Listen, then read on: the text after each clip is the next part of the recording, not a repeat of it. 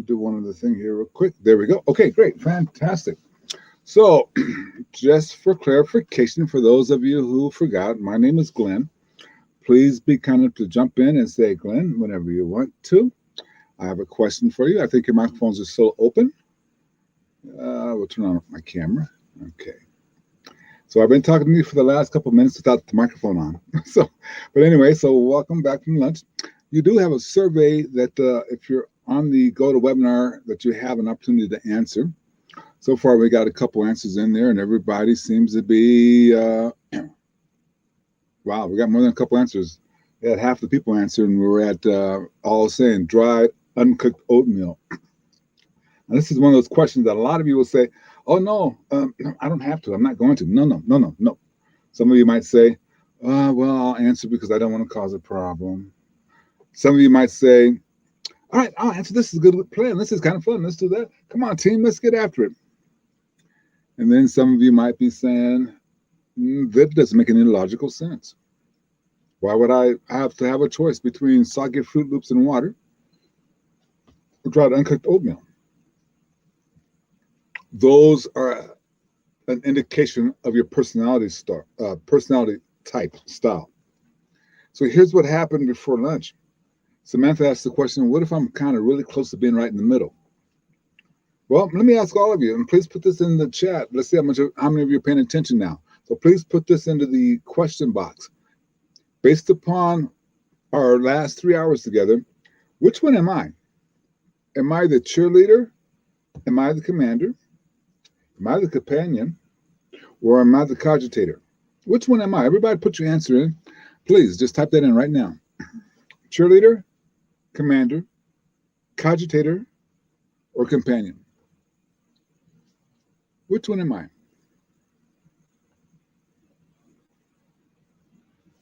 And your answer is, okay, companion, okay. By the way, Wilson, here comes another bag of jelly beans your way. Catch, since you're the first. Megan says cogitator. Joshua says commander. Okay. Well, getting a lot of cogitators there. A lot of people think I'm a cogitator, a thinker, a commander. Okay. So I'm not getting very many companions or cheerleaders. You guys are different. Most groups give me the cheerleader tag. Or maybe I'm not being motivational today. We'll change that for you. All righty. So, yeah, and that's going to happen, Wilson. Excuse me. That's going to happen. That's the power of self-assessment, though. So Wilson said he scored out as a commander, but he thought he was more of a cheerleader. Okay. So here's the deal. All of you who gave me one, especially the commander, you're wrong. If you gave me the commander, you're wrong. I'm not a commander. And if you gave me cogitator, you're wrong. If you gave me companion, you're wrong. Which leaves what? The cheerleader. No one gave me the cheerleader, but if you had, you've been wrong. What I am is what you are. I am what you are, and that is flexible. I can be any of these at any time I choose to be, and so can you. We have our preferred way of doing things, but I can do any of these at any time because I want to communicate in the language that other person needs to hear. So I'm in front of the room, like we are today, I will do all four of those. Throughout the course of the day, you'll see me hit all four of them because I want to speak in the language that touches all groups as much as possible. And you are a leader, and you have that ability. And don't ever let somebody tell you, well, no, you're this way. I can be any way I want to be when I want to be. That's what you got to let people know. I can be any way that I choose to be as I decided what it's going to be. So we'll start working on the Ben Franklin technique right at lunchtime. So what I want you to do is go ahead and go to your workbooks. I'm going to give you the page number I want you to go to real quick here. If you go to page number 17, I think it is, 17. No, it's not 17. It's 16.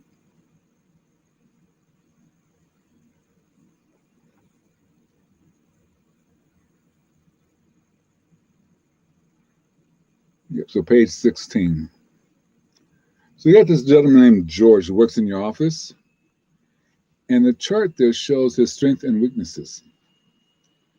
Now, the primary function of your office is to develop and draft and then final versions of policies, regulations, and procedures. And these will impact the work level of multiple groups. Okay? After drafting each new document, and if we wanted to capitalize on using George's weaknesses to improve the quality of what we had written, so after you've written it and you want to capitalize on his weaknesses to improve it, I want you to tell me how you would do it. So I believe, let me give you that up on the screen. So, oops, one screen too fast. So up on the screen, and you have it in workbooks, I believe. George's strength is that he's intelligent and he's logical.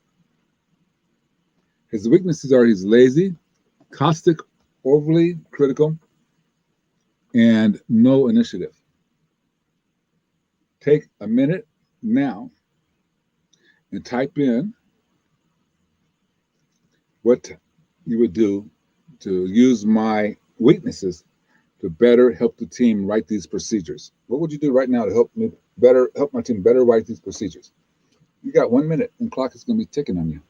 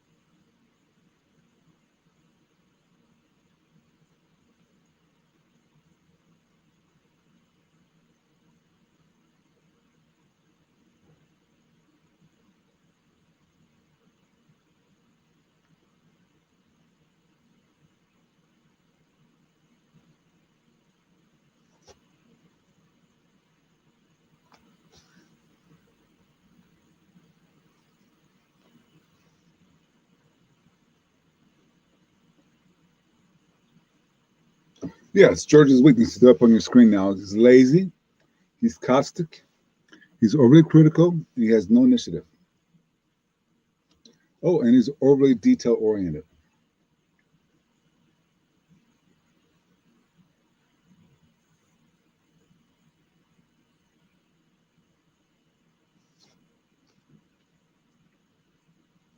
What can you do to take my weaknesses? Let's pretend my name is George.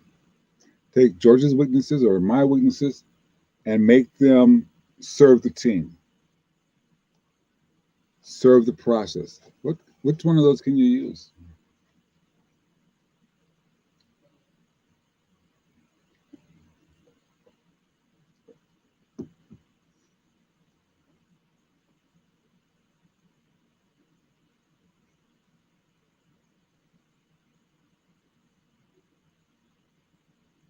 Okay, so some of you are answering the question what you would do, like, point out to him and show him how he plays in the team.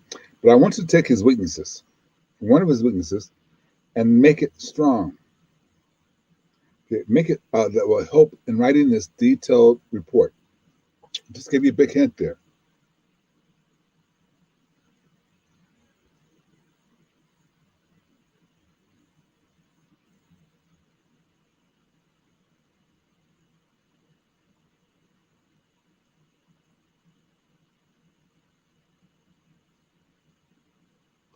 You're right, Wilson. Maybe Woodstroke is intelligence,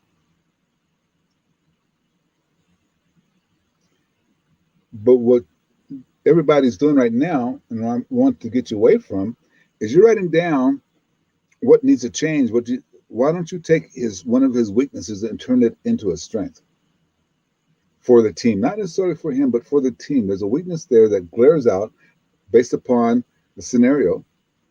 That's a strength that you could put him into. Okay, Megan, Right on, Megan. Open your hands, catch. Here comes the bag of jelly beans right your way. Okay. Megan says, find a place where being detail oriented is a strength. That's perfect in so many ways. Think about it. The guy's detail oriented. You can find places that after the document's finished, have them go through the document. That way the details get there. Got to start getting you to think more along those lines, out of the box a little bit. Okay? Okay. So we're still trying to get to twisting George a little bit to go, find out his strengths, get him, make him think he's intelligent. His weakness though is that he's overly detail oriented, and that serves. And I'm writing the procedures and I'm writing up all that stuff.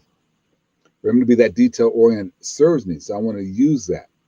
I want you to start looking at people's weaknesses and see how you can use it. If you did that Ben Franklin where you wrote down the strength and the weakness of every person and started thinking, okay, here's where they're weak at. How can I use that? How can I use the weaknesses to serve me? Okay. So sometimes you got to go kind of deep because you're going to do like what they did here. Well, he's lazy. He's caustic. He's overly critical. He has no initiative. He is overly detailed, though. Oh, wait a minute. I can use that. That's what I'm suggesting that you kind of take a look at to see if that's possible. You can use that to your benefit. Overly detailed. Can you use that to your benefit? Yeah, you can. Yes, absolutely can. And I'm going to suggest that you do that. I'm going to suggest you start looking at those things. I believe in your workbook here, let's see what page we want to take a look at here. Wrong screen. I'm going to switch that. Okay, great. On page 15 in your workbook, I want you to take a look at that exercise.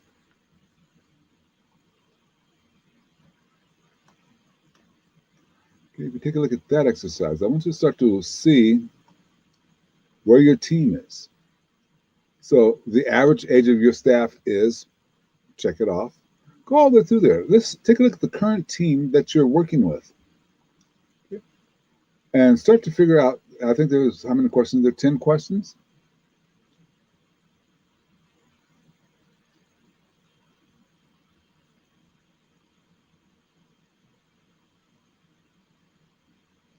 Okay.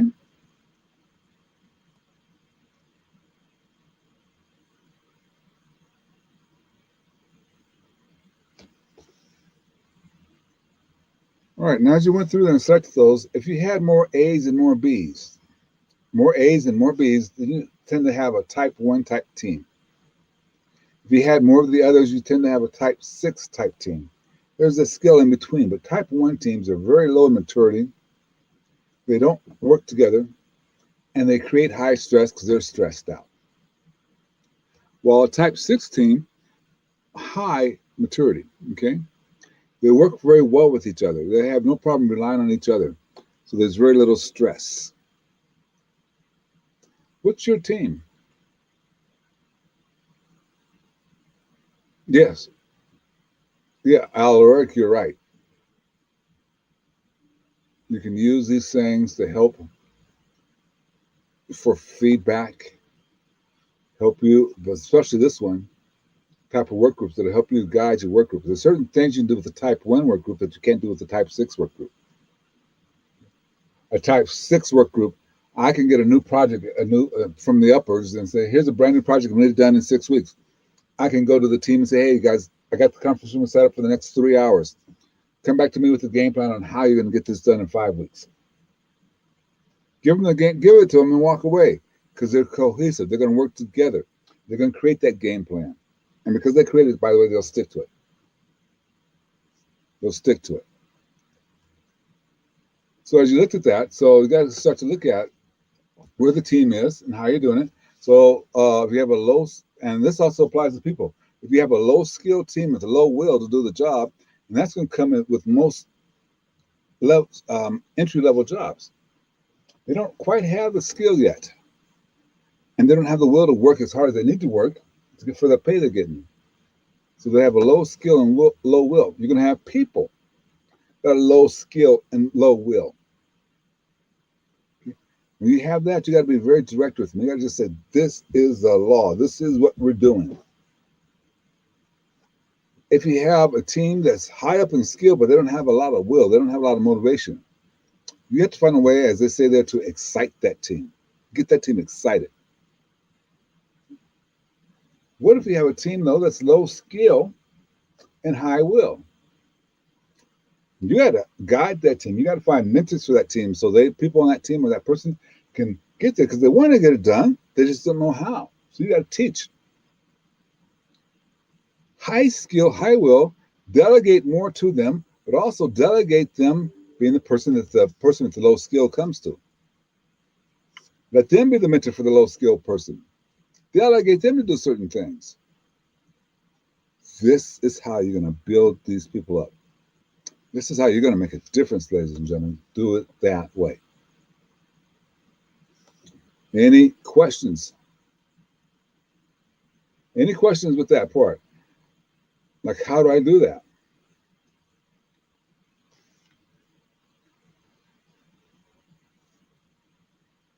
Okay, no questions.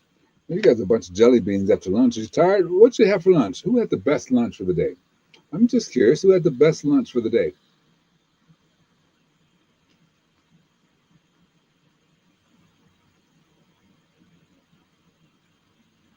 You know, we've been a tradition in our family. I mean, ever since I can remember, to have a big barbecue the Saturday after the 4th of July. So we did that. You should have been there. Best lunch today was that leftover barbecue. So pizza. Oh, Trader Joe's, they have some great molasses cookies. They're so good. My mother hid them from everybody in the family. Leftover fettuccine with prawns. Oh, that sounds good. You guys are rich. You can afford a lot of food. Rich people. You guys can afford a lot of food. Okay. So let's go to page 16 in your workbooks, please.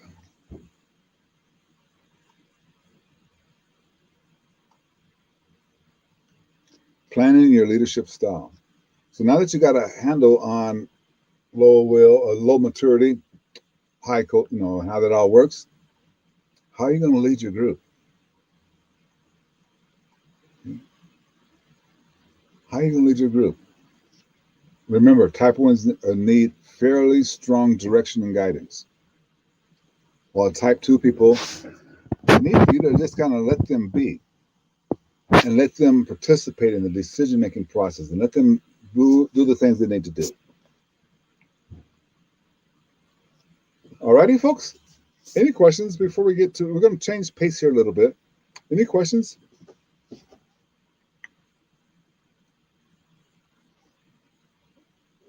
Leftover fried chicken with coleslaw. Was that coleslaw made with some kind of horseradish dressing? Okay, you guys, I did eat. I had a turkey sandwich. I have my Coke I've been sipping on. Chicken marsala. Okay, you guys are killing me with all this good food. All righty, let's battle for just a hair. We can battle for just a hair here. Go for it. Okay, doesn't want to go for it. Let's back up a couple slides here. Okay. On page number 17, it talks about the 4 qualities of leaders. There's 4 qualities of leaders. I'm trying to find that slide. I moved it out of order. Now it's lost. Okay. All righty. So don't worry about the slides. Ladies and gentlemen, ignore the slides on the screen. We go all the way back to this slide right here where we don't care about. Here's 4 qualities to talk about it on page number 17 in your workbooks. Okay. We have to agree that good managers are not necessarily good leaders. And the good leaders are not necessarily good managers. We understand that to be the case. Therefore, it appears that there's something extra, something different, something special that creates a great leader. I want to name them for you. See what you think. Number one, a great leader is competent. They know how to lead. And notice how I'm being real careful to say they know how to lead. They don't know how to do everybody's job and that they hire because they're hiring people who know how to do the job better than them. Just brought on a person to handle our Excel work. I am not going to be able to tell her how to do her job. Yeah, I understand it. I have a great basic understanding of Excel, but the work she needs to do, I can't really tell her how to do it. But what I better be competent at is leading. That's my job to lead, to make sure that she has the resources so she can stand on my shoulder and succeed. Competence and leadership. I have to have knowledge. The knowledge I'm referring to, ladies and gentlemen, is industry knowledge and people knowledge. This is why you need to get a hold of that DISC assessment program so you can find more people knowledge. So you can understand how people think and the language they need to hear. A great leader must possess high energy. Okay? Qualities. I got to have high energy. Now, I'm not saying I got to be bouncing off the walls. I think that energy needs to come from inside of you. Just like an iceberg, most of this energy is beneath, 90% of this energy is beneath the water. You don't get to see it, but it's there, it's driving the package. You need to be that same way, that energy. So, are you doing the things necessary to create that energy in your body? That's what I like to know. Are you doing the things necessary to create that energy inside of your body? Energy so you can drive yourself and keep on going. The other, honesty and integrity. You got to know what I'm saying. I believe to be the truth when I say it. I'm not trying to cover up anything. These are things that I believe. So let me give you the four again. Competence. I have to know what I'm doing.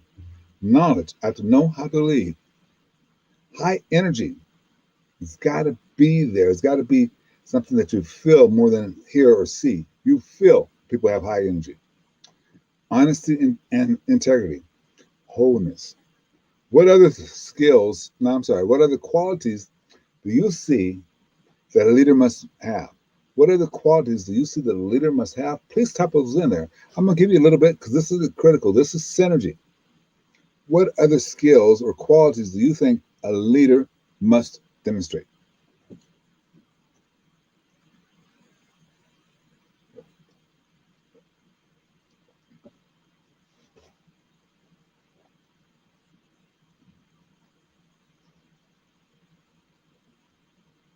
Being able to listen, communicate clear and concise. Oh, I'm sorry, communication, clear and concise. Understanding.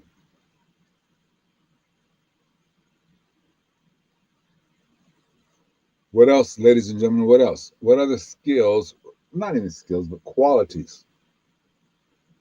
The quality of problem solving. What other qualities must a leader have?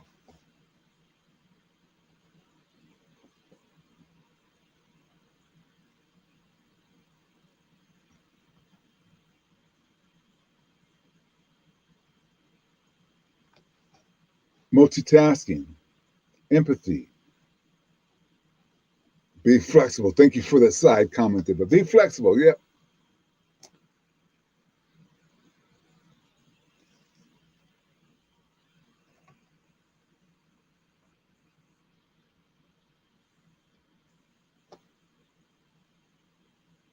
Understand everyone learns learning style because everyone learns different. And okay, so that's a great class, Samantha. You sound like you've taken it. But learning styles is really out there. You got to really get that and get good at it. You got to have active listening quality. You got to have the quality of active listening. You must have knowledge of the business.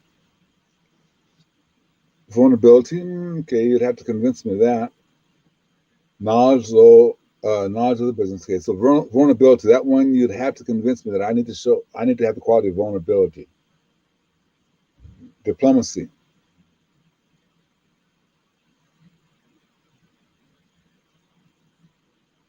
Okay, so you guys got that's those are the qualities that are required. agree with that. I agree with all of them except for the one about vulnerability.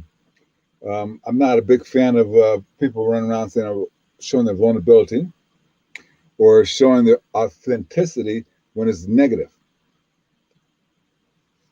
When I used to do a class called Train the Trainer, and we get trainers in the classroom and we were going through stuff, and they say, "Well, I need to let you know so I can be authentic that I had a bad night last night, so I'm not going to be as good as I should be. Well, I'm not as well prepared because we had a bad night." Okay, but aren't you getting paid the same thing whether you had a bad night or not? Aren't you getting paid to do the job? Aren't you? So, I mean, when you're doing wrong, yeah, that's part of that honesty, integrity part. Yeah, absolutely. So you get paid whether you're having a bad night or not. That's just all there is to it. I'm sorry. End of story. Nothing else to say on that subject. Geez, I need to remember one of my favorite lines from movies all the way around. Okay, come on, switch for me. It's not from movies. It's from The Mandalorian, where the one guy says, "Well," and that's all I have to say about that. Love that line, and that's all I have to say about that. Okay. All righty. So those are the qualities that we believe are important. You've laid out a couple of them. Admitting to when you're wrong, um, not always being correct. Okay. All right. If you take those as vulnerabilities, I agree with those. Okay. I can agree with that one without a problem. Okay. These qualities, though, lay into what I want to discuss right now, which I don't believe is in your workbook, about the understanding change, the nature of change. Let me see if you have a spot for that in your workbook. I don't believe there is. Let's take a look here. I don't think you have a spot. Yeah, there's 4 qualities, areas of interest, mission statement. Oh, you know what? I'm leaving out some important stuff. Let me ask you something. When it comes to your mission statement, what is your organization's mission statement? If I asked you to come on live right now and tell me without opening up your Google phone or whatever it is and looking it up, can you tell me what the mission statement is of your company? Yes or no? Can you repeat it to me word for word? Yes or no?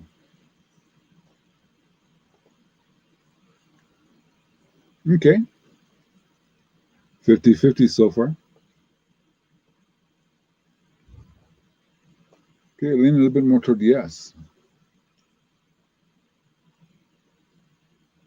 Okay, so not verbatim, but making the meaning of it. Okay.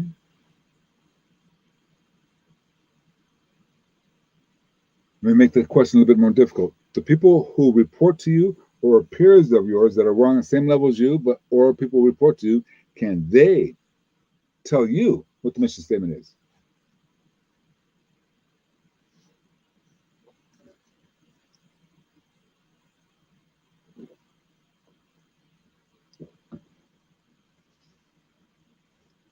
Can they tell you? Give me your answers, please.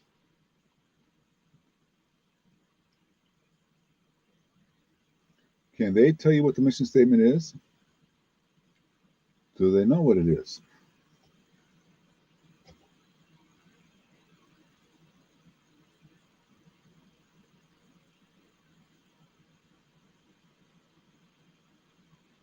Okay, so just audit it. Turned out that people couldn't do it. Not everyone can. Some people per verbatim, not by verbatim. Here's my question to you. If you're not knowing what the mission statement is, if you're not all on the same page what each word means in that mission statement, aren't you pulling in different directions oftentimes? Maybe not all the time, but oftentimes, don't you pull in different directions if you don't know your mission statement or the vision for the company? Do you know what the vision is for the company? By the way, mission statements from the top down, mission statements are generally not written for you. So, as a rule, they're generally not written for the employees. They're written for the stockholders, the stakeholders, the board of directors, the C suite. Mission statements are written for them, not for us beneath them. Sometimes it's different, sometimes it's not. But in most organizations, that mission statement is written for that level, that higher level, the C level, the chairman, the board of directors, stockholders. It's written for them. So with that said, though, you still probably can repeat it, but here's my question for you. The vision of your company, you know what the vision is? The vision is 2 to 3 words sometimes, maybe 5. So here's my question. Do you have a mission for the team that you supervising? Do you have a mission for that team? Do you have a mission for the team of people that you're supervising? Okay, yes, for one person. The rest of you, why not? You need to have a written mission statement for the team that you're leading. See, and this is a little bit more difficult than what you think. Some of us have written it out. We wrote it out. As a leader, we wrote it out. I'm going to suggest that you throw that one out or at least set it aside and do this. Send a letter to everybody who's going to be involved in this mission statement and tell them you're writing up the mission statement for our group. Can you tell me 1 or 2 things that you think should be part of that mission statement? 1 or 2 things. Stay on them till they give it to you. Okay, there are some people are just writing it out. Okay, they're just writing it out. So here's the thing. So Samantha, you're in a good but kind of a precarious situation here. The organization, your tribe, is writing up one. You really can't write up a mission statement for your organization until they're done because it has to be aligned. But until you can't really write it up until they're done with the mission statement for the entire tribe, it has to be in line, and the entire tribe needs to know what it is. They need to get on the same page as far as what each word means. Then you need to create one for your people that you lead. But you're not going to create it. You're going to send an email to everybody who's on your team and say, we are writing our mission statement for this department, for this team. What are 1 or 2 things you think should be on it? 1 or 2 things you think should be in it. 1 or 2 things you think should be in it. And if that's the case, you've got that. That's what you want to have happen. They send it back to you. It's going to be really easy. So make sure you follow up with everybody because 2 or 3 days go by and they haven't done it. You need to go to them and say, hey, I need that. But what's going to happen? You're going to see that it'll be really easy for you then to roll it up into one mission statement. It'll be a lot of duplications. But you can roll that up into one mission statement, one vision statement. You personally need to create one for the people you lead. Yes, you do. For you, your vision statement is, as a leader, I will. Okay? Your personal vision statement should start off with, as a leader, I will. Okay? And my vision statement runs into my affirmation. So, but as a leader, I am the person who's going to do what's right. Your question is, what's going to be after that for you? I will be the person who does it. I don't care how you write it, but what is it for you? Mission statement. Okay.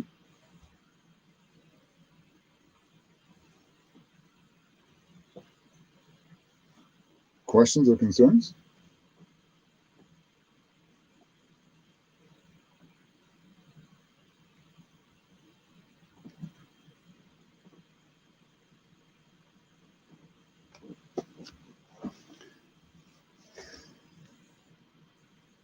Go to the next page.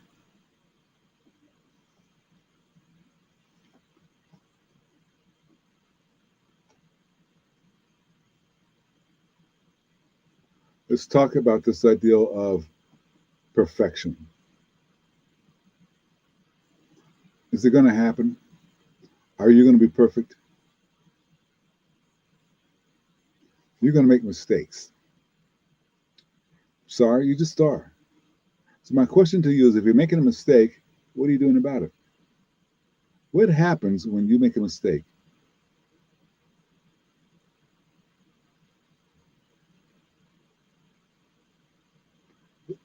Some people have already said, well, if I make a mistake, I just need to own up to it.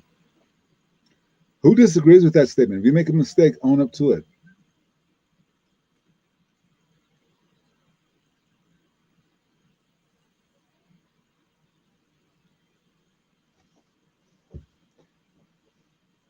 Who disagrees with that? Because doesn't that give away some of your credibility? You made a mistake.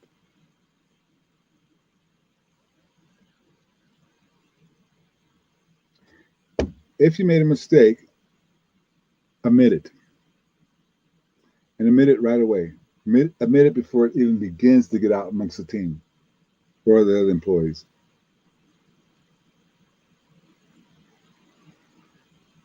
Start looking at mistakes instead of them being negative. Turn them into something positive, a lesson learned. I don't know how many of you heard the story about at IBM. A gentleman made a mistake in an order that he was putting together. Cost IBM close to $2 million. The mistake was cost IBM close to $2 million. When it was finally discovered on a Friday, he felt absolutely horrible because he knew he was going to get fired come Monday when he got back to work. Because he was one of the senior level folks. So the CEO called him in Monday morning and sat him down.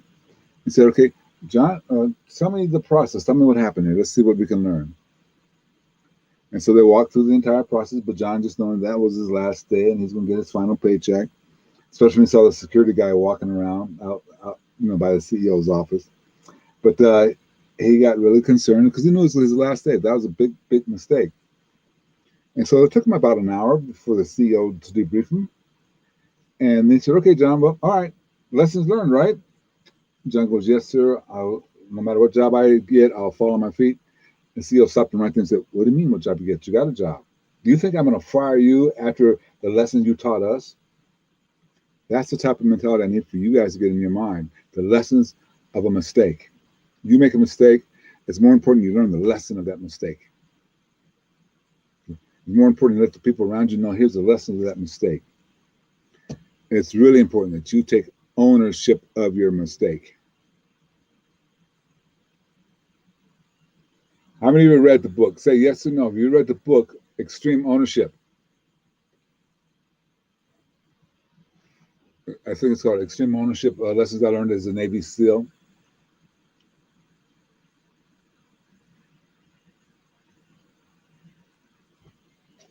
Okay, a lot of no's. Book, if I have tiers of books to recommend this, I would recommend this book, but it's not in that very top tier. Very top tier only holds 2 books. The 7 Habits of Highly Effective People and Think and Grow Rich by Napoleon Hill. Those are the only 2 books on my top tier. Next tier down would be this book, Extreme Ownership, Jake Wilko, where he writes about the mistake that his team made. And he was the commander. He was the commanding general in the Afghan forces, Afghan theater, and they had a mistake where they almost had a friendly fire incident where the crossfire probably would have killed hundreds of U.S. military. But the communication got messed up, and there's almost a friendly fire thing. If you get involved in a friendly fire incident like that one, for sure, you're going to lose your job. They're going to pull you off of there, and you'll never command again. So as it went on, he started to realize, okay, I got to get ready for this investigation. These generals going to be here from Washington pretty soon, the Admiral, the Joint Chiefs of Staff. They're going to want to know the answer. So he's investigating everything. Did an exhaustive investigation. He got it all done. He's putting it all together in his final report. This is all in the final report. You can name where this captain fell, this sergeant fell, where this colonel fell, where this major. He could name by name where this particular part fell apart. He was able to do that. But as he slept that night, when he woke up the next morning, he says, "You know what, though? This is my fault, not theirs." He got in front of all the commanders, all the people. I mean, you're talking about the Joint Chief of Staff was in the room. You're talking about people who were there to, on the most part, ready to relieve him of duty. He said, "I got to be honest with you. After exhaustive research, yes, I can name what went wrong in every step of the way, but it's not their fault. It's my fault." That's ownership. When you make a mistake, own it. Own it. Now, he knew he was coming home, but guess what? They didn't bring him home. They said, Well, tell us, Wilco, what happened. Give us all the details so we can learn. He had all the details there, of course. We all learned from it. It turned into not a you're fired session. It came into you teach us what went wrong so we can prevent it. That's why I want you guys to start thinking about your mistakes. What did we learn? What went wrong? What can I fix? That person over there taking that phone call, they made a mistake with that phone call. Or they made a mistake with that customer. Or they made a mistake in their manufacturing process or work process. How do you learn from that? That's what we're saying. That's all we're saying. How do you learn from that? Any questions? No questions? Okay. Go to page 19.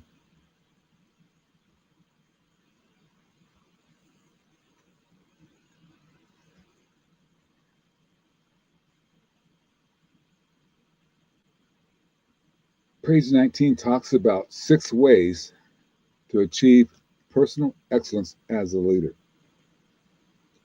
6 ways to achieve personal excellence as a leader. I want us to dive deep here and achieve personal excellence as a leader. Some of these ways are tough to do, but I really want you to dive deep and get this. So let's take some time. Now, again, the microphones are open. Let me make sure they're open. They're open. I want you to feel like you can jump in and share. You absolutely have to feel comfortable in sharing. You got to feel comfortable in interrupting. So feel comfortable to interrupt me as you need to. Say, Glenn, let me give you a chance to take a breath. Because spoke about this earlier. When you're talking, you don't breathe. Everybody's mic is now open. So when you're talking, you're not breathing. So, and I don't breathe. I just keep on going. Interrupt me if you have anything you want to add to this discussion, because I'm sorry to say this. I want you to have all the skills and techniques necessary, and I want you to have the attitude to use those skills and techniques to make things better. You, as a leader, number one, you as a leader must welcome change. As a leader, in your personal life, you must welcome change. You're going to achieve personal success? Know what change. And we're not talking about coping with change. We're talking about actively loving it, engaging it, making it happen every single day. That old saying that if it isn't broke, don't fix it, doesn't apply to us anymore. If it isn't broke, improve it applies now. If it isn't broke, find ways to improve it. Find ways to improve it, which means find ways to change it.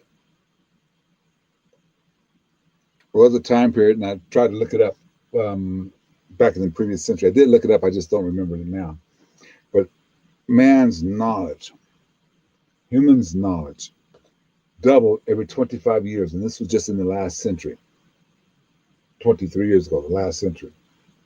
Doubled every 25 years. Things changed. So every 25 years, what we knew doubled. Guess what it is now? Guess how quickly? Any guesses as to how quickly man's knowledge changes? Doubles? If you have a guess, put it in the question box. I'd be curious to see what you guess. How often does man's knowledge double?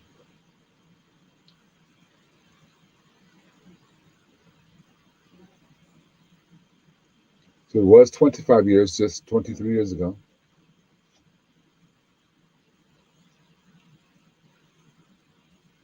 Every 2 years.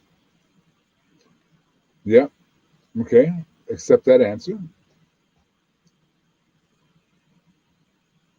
Man's knowledge doubles every 13 months now. Our knowledge doubles every 13 months now. This is why you're starting to hear more people disagree with this SMART goal setting. I've been disagreeing with that for a long time. But people are starting to disagree with SMART goal setting because our level of knowledge is doubling every 13 months. Every 13 months, humanity's knowledge doubles. And you, with your iPhone 12, 13, 14, 2000, whatever it is, have that knowledge in the palm of your hand. You have that knowledge at the palm of your hand. Here's the thing. You got to welcome change because it's going to change. If you have your credit card statement on your phone right now, or you just recently paid it, what's on that credit card statement that wasn't there 5 years ago or 1 year ago that you couldn't have bought 1 year ago, but you can buy now? What was on it? What's on that credit card statement? So just look at the 5 years ago.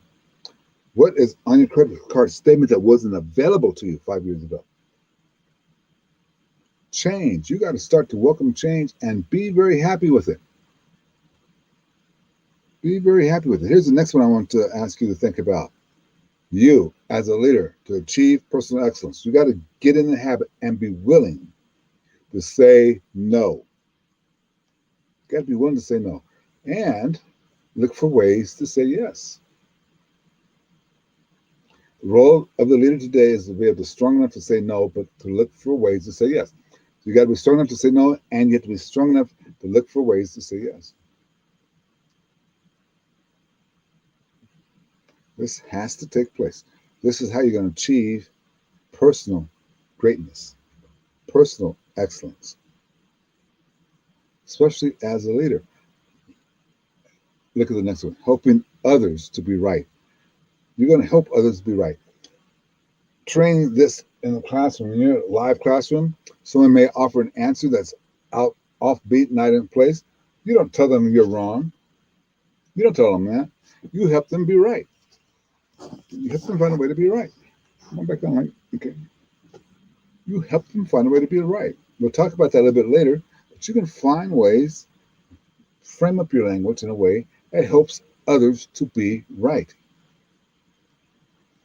Avoid at all costs the temptation to put somebody down or let everybody else know that they're wrong. Okay. Avoid that temptation. Help them be right. You may have to pull them in the office and discuss it with them later on, but you're going to help them to be right. The next one, check your humility quotient. How humble are you? Are you willing to admit that you don't always know what's best? Are you willing to admit that? Are you willing to consistently ask for input from others? Are you ready to do that? Change to something new. No. Okay. Are you ready to ask for input from others? Are you willing to solicit input from employees and find out how they would do the job better? Find out how you can facilitate and expedite the job by soliciting it from the employee. Are you willing to let your employees give you feedback, evaluate you?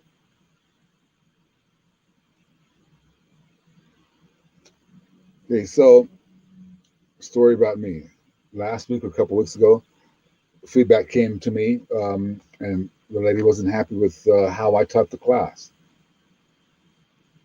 Am I willing to take that feedback? Yes and no. I listened to I read what she had to say, okay, and I started thinking, okay, yeah, I could change everything I'm doing to do that, except for she's the first person in 3 years to complain.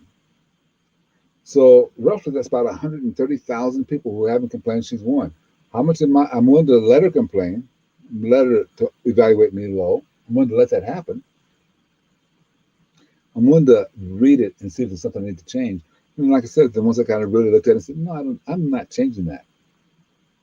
Okay. I'm not changing how we do that. I don't want to change what I've gotten right for everybody else for one person. Now, if 15 people came the same thing, after 130, I might start to change it.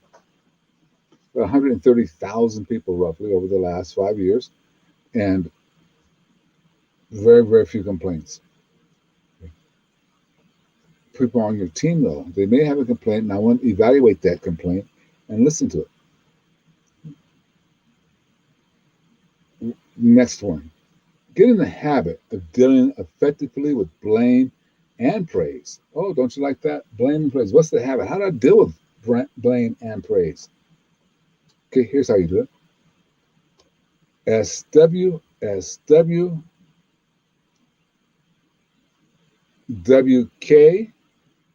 I'm WC.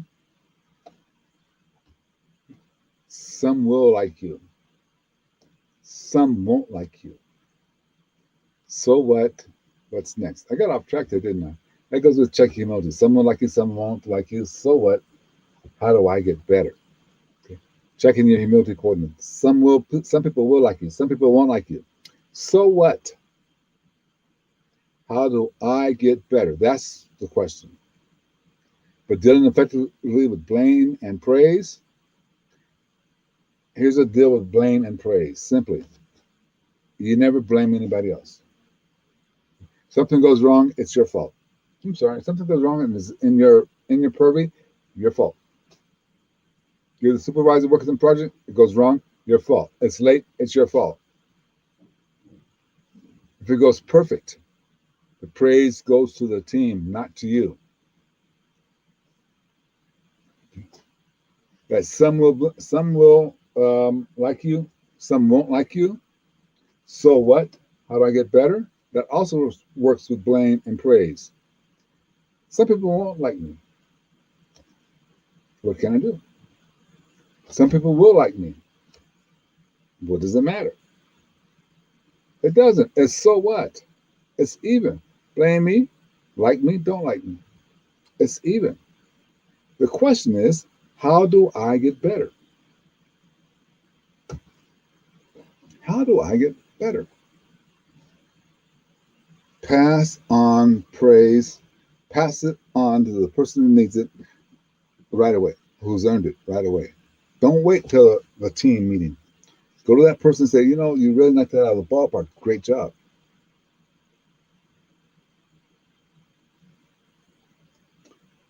Avoid blowing your own horn. I'm going to moderate that a little bit. Avoid blowing your own horn coming out of your own mouth. Okay. I'm not going to go and tell people. This is why I don't open up the workshops with this long-winded thing about my history, about what I've done. You can imagine after 33 years, there's a few things I've done that make a difference in this world. And if I shared them with you, I'd be blowing my own horn. That doesn't make sense. I think by tomorrow, you're going to have a good feel for some of the things I've accomplished and some of the things I intend to accomplish. And I think you'll kind of say, okay, he's a hardworking guy. But up until then, I don't think you really care. I'm not going to blow my own horn, except for in one thing. I'm going to document. Document. If I was in your shoes, I would have documents for everything. I have documents that I attended prior learning. I did this prior class. I did this and that. I went over here, did this. I took the homeless kids up and took them camping. I picked up whatever it was you did. I want that documented. And document it in a way that can fit in a notebook or something. So if it comes down to time for promotion, and the person who's interviewing says, well, what have you done lately? Well, here, take a look at this book. Okay. If they even look at the book past 2 or 3 pages, they're going to say, well, as well documented, this man has really got a lot of stuff going on. I say that because that's what was told me. Really well documented. I didn't know you didn't. I didn't even think you did this kind of stuff. Don't blow your own horn. If you need to blow your horn for an interview or something, let your documentation do it. All right, you bunch of jelly beans, how you doing? How you doing? Okay, one person's feeling good. Good, great. One person says, get on with it. Okay, fine, we'll get on with it. Good, great. Remember I told you I'm not really sure, 100% sure how Brexit is coming together for us today? But just judging by how I feel and how you guys feel, might be time to take a quick 5-minute break. We'll take a full break later on, but let's take a quick 5-minute break so you can stretch your legs walk out some of your lunch, get a little bit comfortable. Be back. Let me see what time. What is it right now? I have 54. Be back at the top of the hour. Be back at the top of the hour. And I think that pushes the toward. Wait a minute. We came back at 1.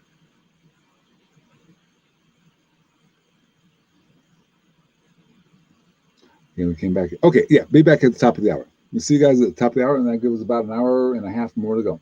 See you. Top of the hour.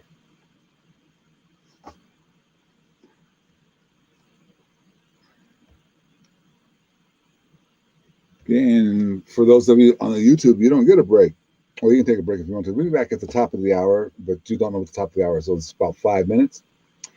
Um, you're on YouTube on this side while the group is on this side. You don't get to see the slideshow on your side, but hopefully you're getting some value out of this. Okay. I will get better and try to figure out how to get you the slideshow so you can see the slideshow the same time the other folks do it, because it's on a different platform, and so far StreamYard doesn't connect with that platform. Of course, we'll break this up for you, and it'll be there in a smaller version and in the full version. The full version, we have about another 2 hours to go. We've only had our first hour, so we got about another 2 hours to go before we're done. Just let me double check the time again. So 3, 4, 5. Yeah, we got about 2 hours to go. So and then tomorrow we're here again all day long tomorrow, hammering through the things we need to hammer through to be good at what we're going to get done. This is an exciting class. I didn't think about taping this until this morning or doing it live until this morning. I haven't done anything live in a long time, but I noticed some people do live and it's a long live. But that's what we have here, a long live. Anyway, take a quick break, refresh yourself. I'll be right back.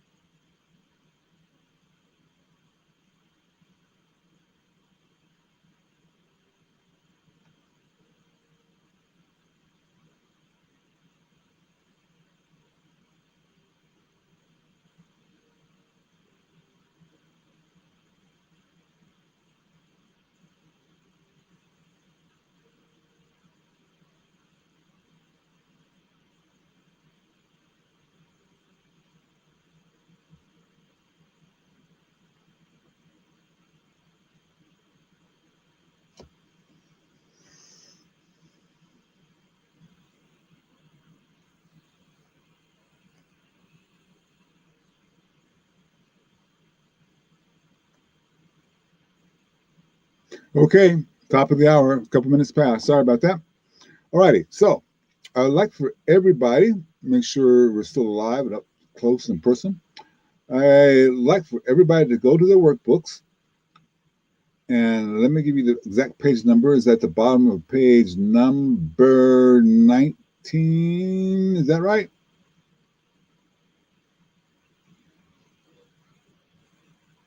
Page 19. I want you to read that case study there at page number 19. Oops. All righty, we're back. I just realized I'm talking to everybody with my microphone on mute. That wasn't very good, was it? Go to page number 19 in your workbooks, please. Page number 19. I want you to look at the case study there. Give you one additional minute, starting now, to read that case study for me, please. Read that case study for me. Then I have a question for you. So you got a minute. Speed read.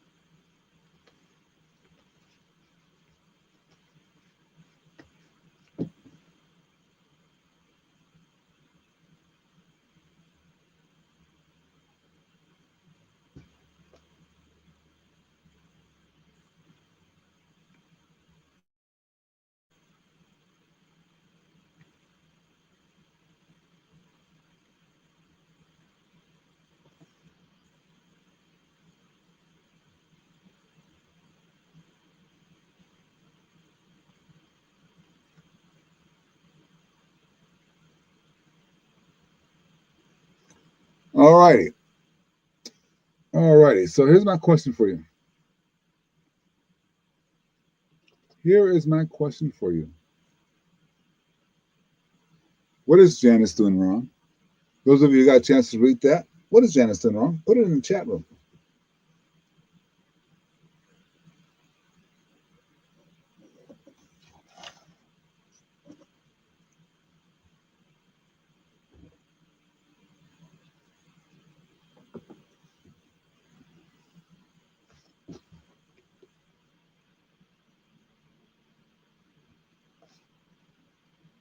She's praising herself,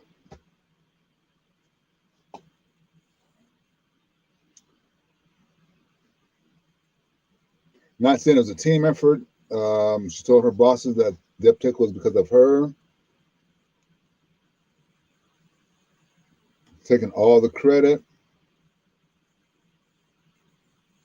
Yeah, I agree with you guys. I think that's 1,000% correct. What is she doing right?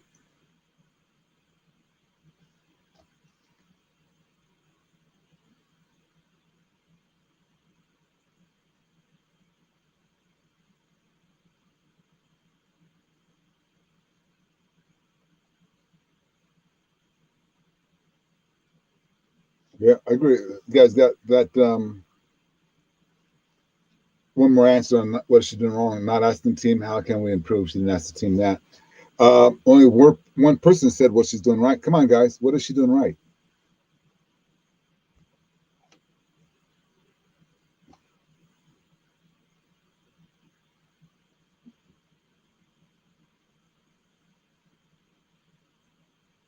Okay.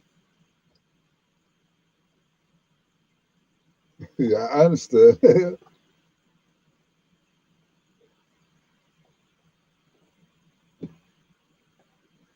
Okay. So you guys are saying some of the things that she's done right, but here's the power of what we're talking about here. You have to sometimes look for ways to praise people.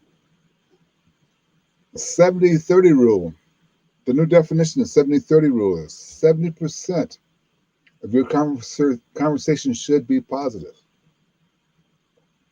While at the max, 30% should be negative. At the very max, 30% should be negative or could be negative. And if you're at 30% negative conversation, it's time for you to help that person find something they're better suited for.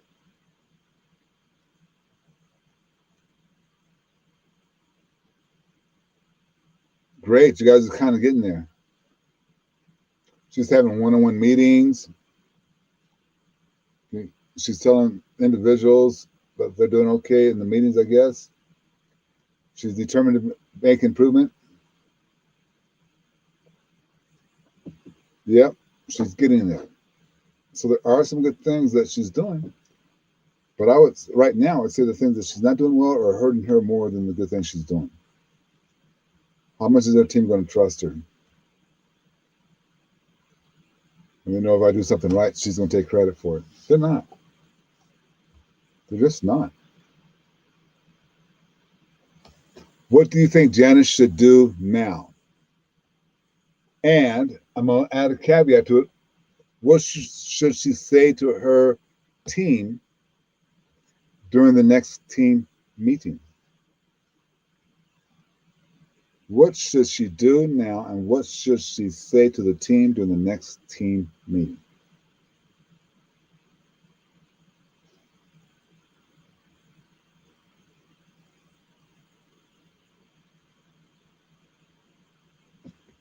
Interesting.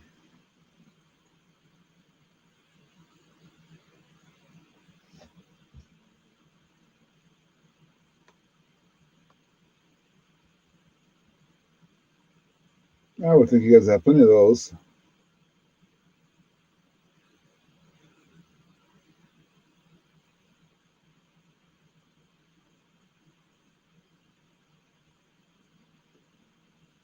Okay, Josh said he should tell the team without you, we couldn't make the difference. If you weren't there, we wouldn't have made the difference.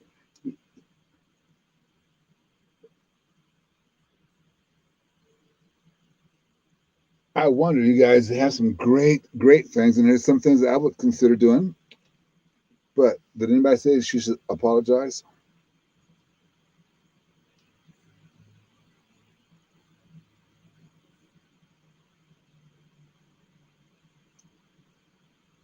Open honesty. If she realizes she made a mistake by the way she framed it, she should go first thing back to the boss and say, "Hey, I misstated that. Here's what I wanted to say." Then go to him and say that.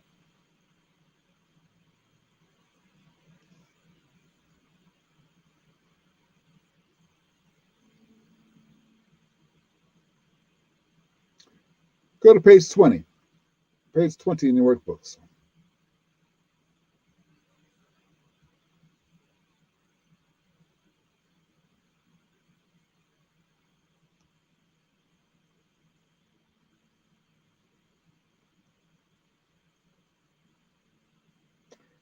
Okay. I want you to remember back on, we didn't really talk about it, but Donna, who had trouble when she was a new manager because she wanted to do everything herself. She didn't do it herself personally. But she went on to become a pretty good manager. That was one of the case studies that we didn't talk about in the book just based upon time, and we can't get together in groups to do it. It's hard to do these type of case studies if you're not in small groups. Okay. So I want to share a thought with you. If you notice, I turned the screen off. We don't need the PowerPoint for the rest of the day or tomorrow for that matter. But taking over for employees is one of the things that coaches shouldn't be doing. Okay, a coach isn't coaching when they're taking over for the employees. Remember this: you are the coach. You're not the player. For those of you who like sports, you know exactly what I'm saying. You're the coach. You're not the player. You don't get to go out there and shoot the baskets. By the way, congratulations to my Denver Nuggets, first NBA champion. And they say we're going to have a franchise there. And as a coach, I'm going to be playing. No, that's not the way it's going to work. As a fan, I'm going to be watching. No, not really, because I don't like basketball. But still, the coach does not play the game. You coach the game. You bring the parts together. You find ways to make your superstars bigger. You find ways to let everybody else stand on your shoulders. A coach is not about criticism. So I know people would like to say, well, if I'm going to coach you, you got to be ready for the truth because I'm going to give you the truth. And what they're trying to say is, I'm going to tear you down. That's not the role of a coach. Yes, on occasion you have to, but that's not your number one job. My ex-wife said, I think it's my responsibility to keep you straight. Well, I think it's your responsibility to go find another husband. Just kidding. Just kidding. Not really. Okay, but still, you're not there to be a critic. Coaching isn't a one-size-fit-all project. It's not a one-size-fit-all. Everybody's different.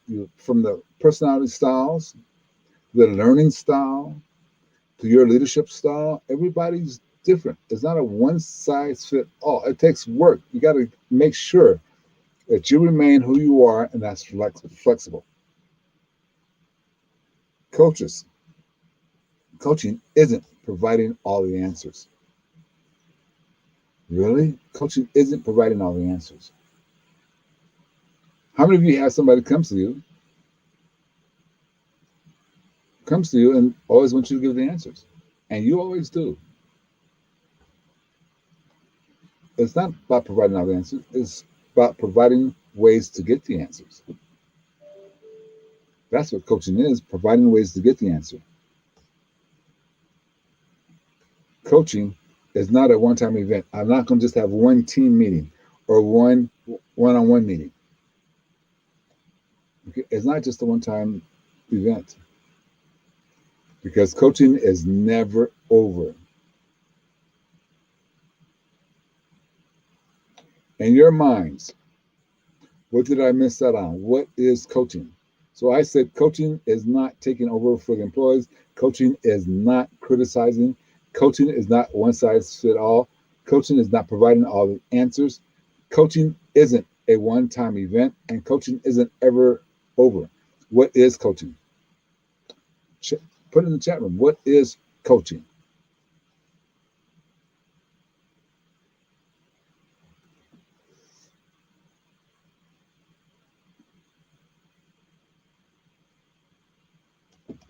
Mentorship,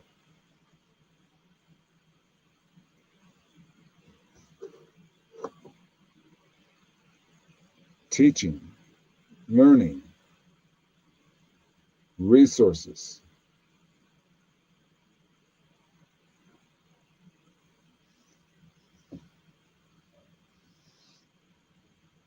What is coaching? Helping,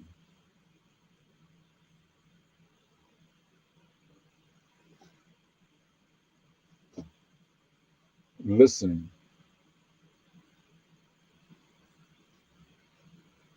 Okay. One person said, I'm not sure, honestly not sure.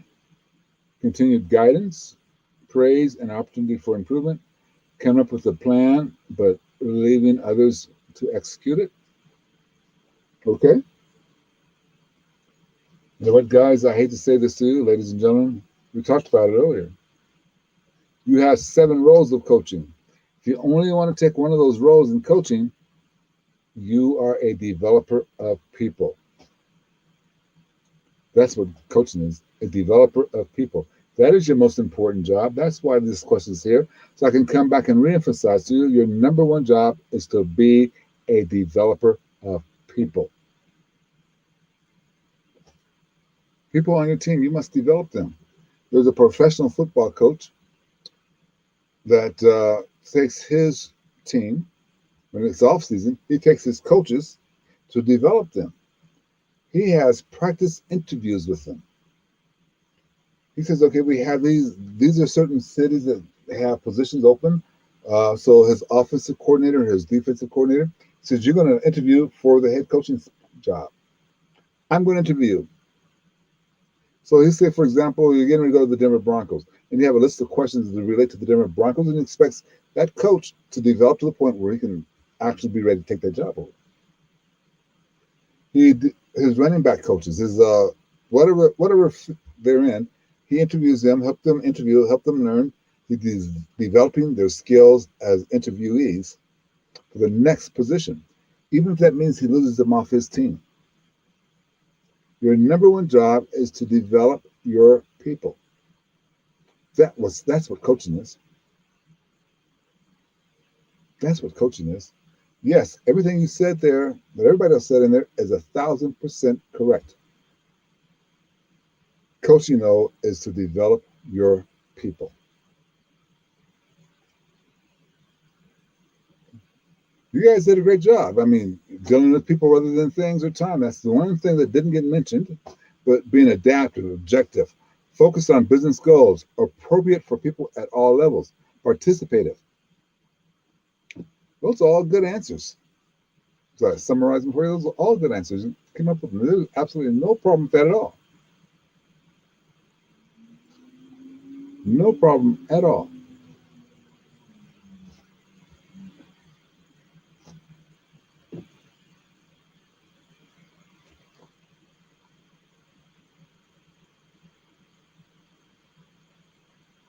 Let me ask you guys something. Let's see if I can get this up on the screen for us here.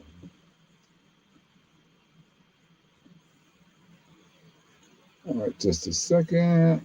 See if I can get it to play, show up for us here.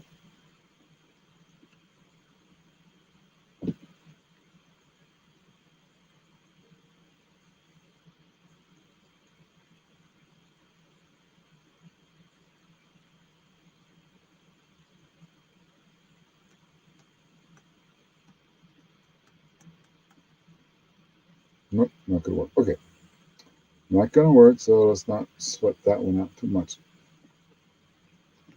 Page number 21 and 22 in the workbooks, please. 21 and 22 in the workbooks, please.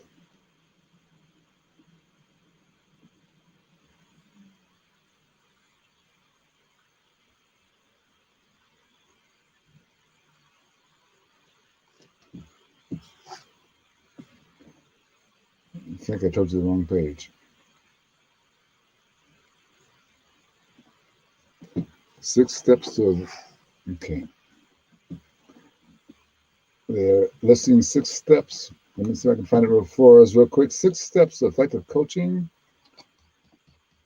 It's going to be way down here.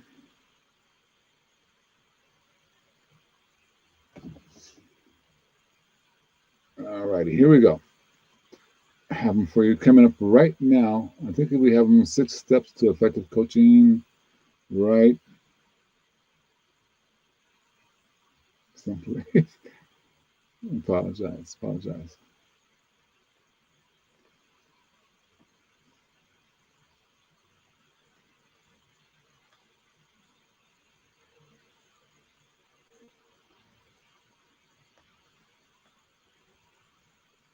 Okay, well, that's the screen I wanted to show you. Let's do this one, then we'll find that other one. Look at the screen. You have on your screen, you have things that are motivators for employees. And I'd like for you to rank those. Okay. 1 through 5, just the first 5. What are the top 5 items that motivate your team? And this will lead right into what coaching is, what I want to do next. So the top 5, label them 1 through 5, the things that motivate your team.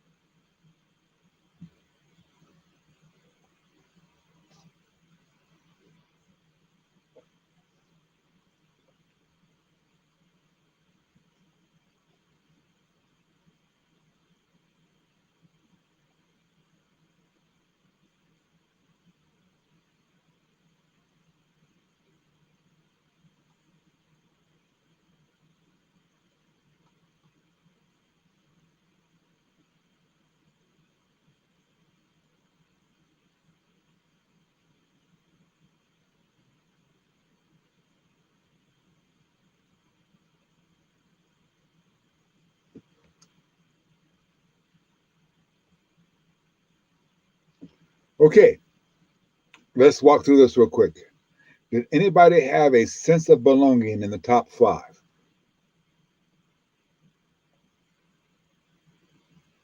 Okay, opportunity to learn some people's top five.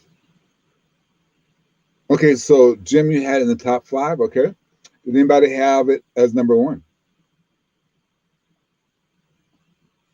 Okay. Did anybody have job security in the top five?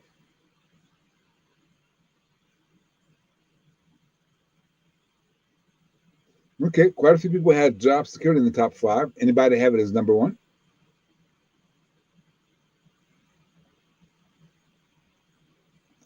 Opportunity for promotion. Just going to ask top five. Anybody have that in the top five? Of those who had in top five, was it number one or number two?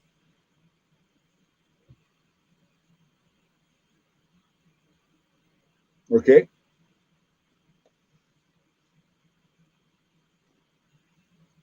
Okay. Opportunity for travel. Top five.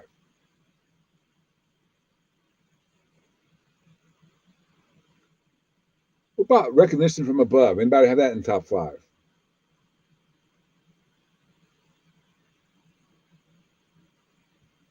Okay. Good. Challenging work. Anybody have that in the top five?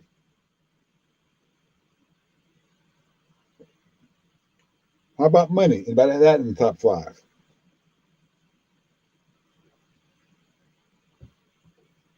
How many of you had it as number one?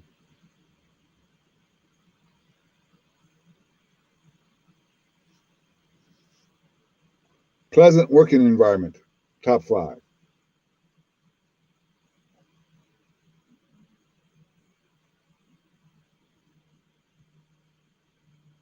Interesting work.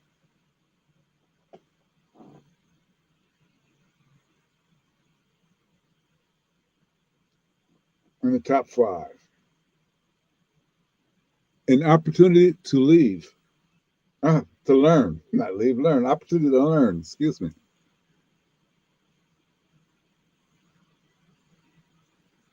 Loyalty from above.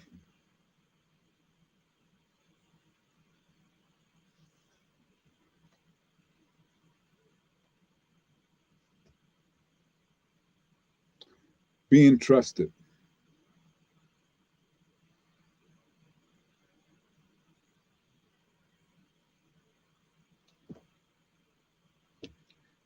Two things. You should know money is not number one. Money is not in the top five. We would like to think that because it's easy. But money is not in the top five, the top 10 of motivating people. If money is involved, the question is, what does money do for them? That's what motivates them. So if someone says to me, hey, I just need money, I want money. Well, what do you do with that money? Well, I get all my bills paid so I can keep my house. What's important to them is keeping the house. Oh, I'd like to pay off all my bills because that's the only one going to have peace in the house with the wife. Wife happy, peace. Okay. What does the money do for them? That's the motivating factor. As soon as somebody says, hey, well, I get paid $1 more an hour, okay. But you do realize that when people quit the job, there's a large percent of them quit because they don't like you as a leader. And they'll go take a job $1 less if they like that person per hour, or maybe $1,000 less per year if they like that other company, if they feel like they belong to that other company. Maslow hierarchy of needs. How many people have done that, understand what Maslow's hierarchy of needs is? How many of you have read that work or seen the pyramid? Have you seen that? Maslow's hierarchy of needs? Say yes if you've seen it. Say no if you haven't.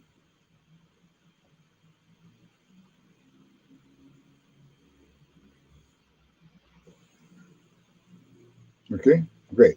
Right, Megan, like you and I are the only ones, so let's explain it to them just a little bit. So he has this pyramid where people stack up on the pyramid based upon their motivation. And the motivation is based upon what they have and what's next for them. So people who are at the very bottom of the pyramid, what they're trying to strive for, what they're motivated to get, is to have safety, to have food, the bare necessities of life. They're trying to get there. That motivates you can motivate them by helping them get there. And it goes up, up, up, up until you get to the very top. But the third from the top level is where most people are. They want to belong to a team. They want to feel like they belong. And when people feel like they belong, they want to find a job that they belong in, that they're comfortable with. People like them, they like the people, they belong there. That's motivation for them. This is going to be your team. I want this team to stick around. The next level, people do things for recognition. They want to be recognized. So therefore, now they may want the money to buy a flashy new car or to buy a big house. They want all their friends and family to know, hey, I'm great. Look at my big house. That's the next level. And that's where money will come into play. Money comes into play, all of them, right? Though, because you got to have enough money to put food on the table. But money really comes into play on that second from the top. The very top level is when somebody, all they want to do is make a difference. They don't worry about what other people think about them. They're not trying to impress other people with buying things. They want to make a difference. Here's a question I have for you. Okay, so you Googled it and reminded you. Okay, here's what I have a question for you. How do you know what motivates somebody unless you're having one-on-one team? Because each one of those is different for each person. Everybody may have a different answer. My dad's motivation was to travel. That was his passion. He wanted to travel. That's why he went to work. That's why he worked to struggle in the postal service. Okay, so he could travel. What's your motivation? What motivates you? And if you're bound, if you're interested in saying money motivates me, that's fine. What does money do for you? That's what I want to know. What does money do for you? What is your motivation? And what does money do for you? Provide for my family.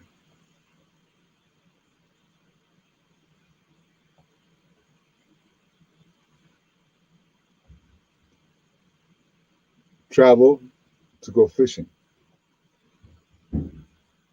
So Willis maybe, a conversation might get a little bit better, deeper. Same thing for Wilson. A conversation might get a little bit deeper. Maria, provide for my family. What do you get when you provide for your family? What happens when you provide for your family? What do you get from that? Okay, supporting my family and for me to play golf. Okay, you get stability. Stability. Maria says, when I provide for my family, that creates stability, and that's what I want. That's what's motivating her to be stable. If she was on my team, if I want to motivate her, first thing I'm going to discover her personality style, and then I'm going to tell it to her in that way. Let's say she's one of those commanders. She's just going to run me over if she gets a chance. By the way, if she's coming at me to run me over, she will respect me more if I try to run her over first. Sorry, that's just the way it is. Those commanders, they love the conflict.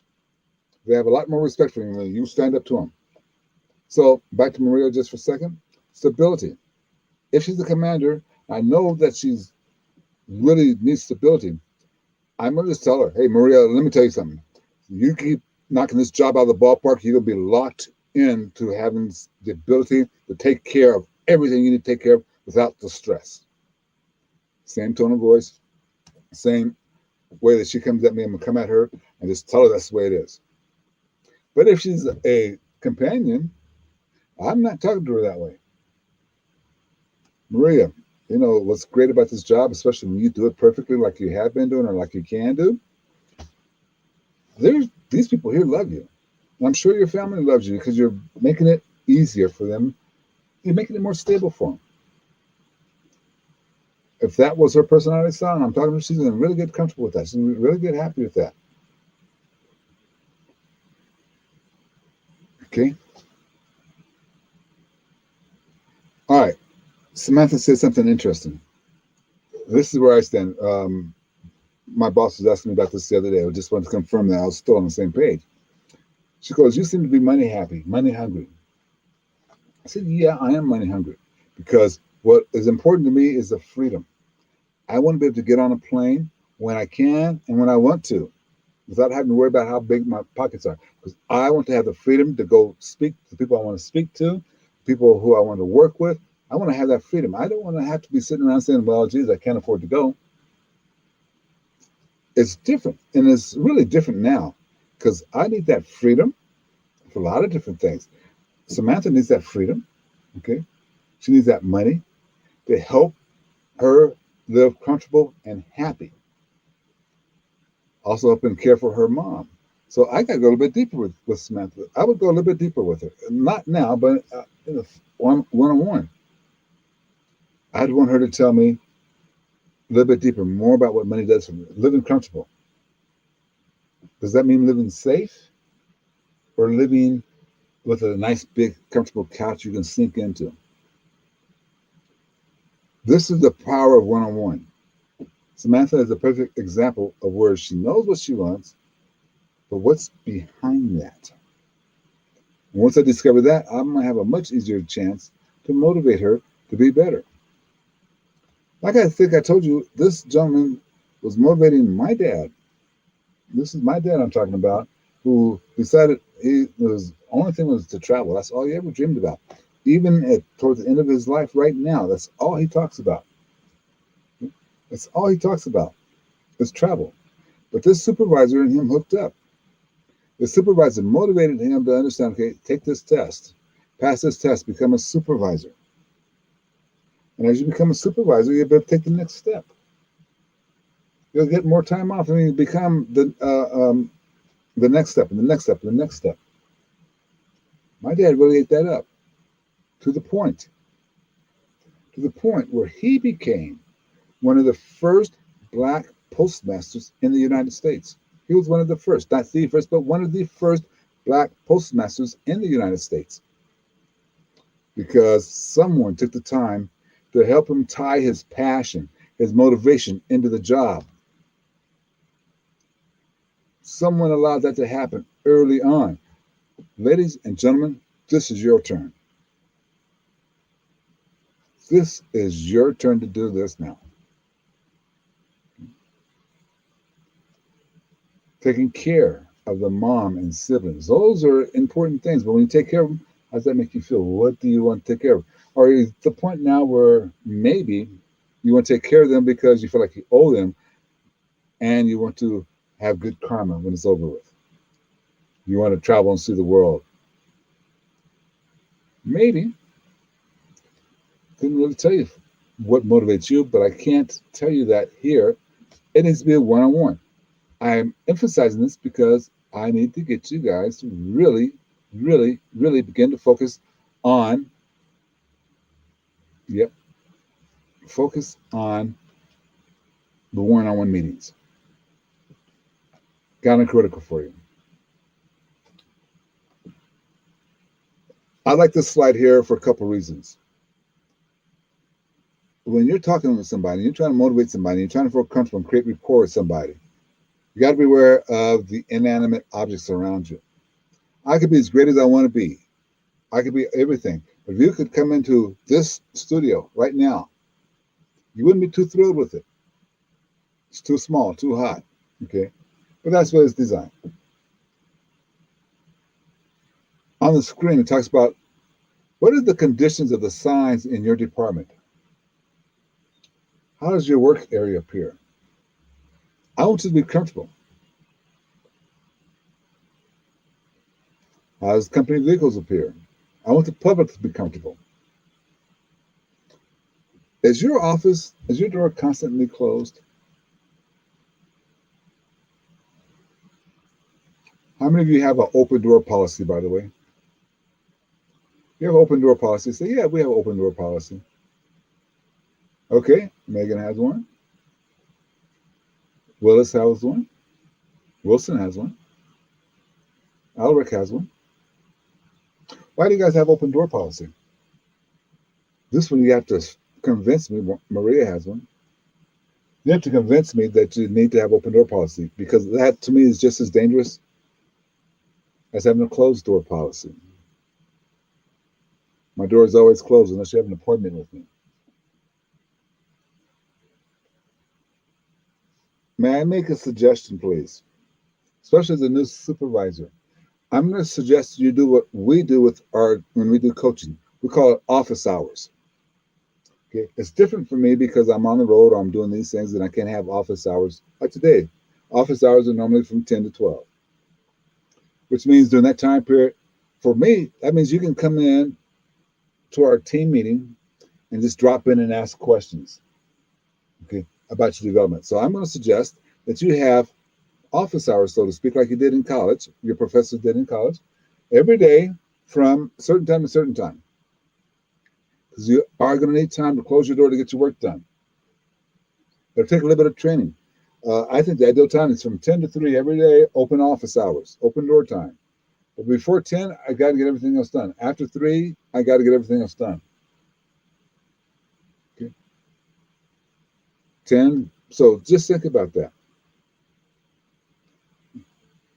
And I have to ask, if you're out on the floor all day long, as part of the job, I'm sure, out on the floor, out on the field, but then you're available, at that point, you're available for everybody to ask you questions. So that's kind of what we need to do. I just wonder how much work you're getting done for personal development or for team development. My little sister works for one of the defense contractors, and she lives in San Diego, but she's kind of high up in the company now, so she's kind of got the United States, but one of their main offices is on the East Coast. So what's that? That's 1 to 4 hours difference, right? So she oftentimes will have meetings starting at her time in San Diego at 5 a.m. 5, 6, 7, 8, 9, yeah, 5 a.m. And she has meetings all day long, back to back to back to back, back to back. So, but they closed down, kind of early there because they started at 5 a.m. So now she has from like 2 o'clock in the afternoon, maybe 1 o'clock sometime in the afternoon to work with her team. But then she has team meetings for that division. So she's lucky to get 1 hour a day to develop the people on her team. 1 hour a day to develop people on her team. When does she do that?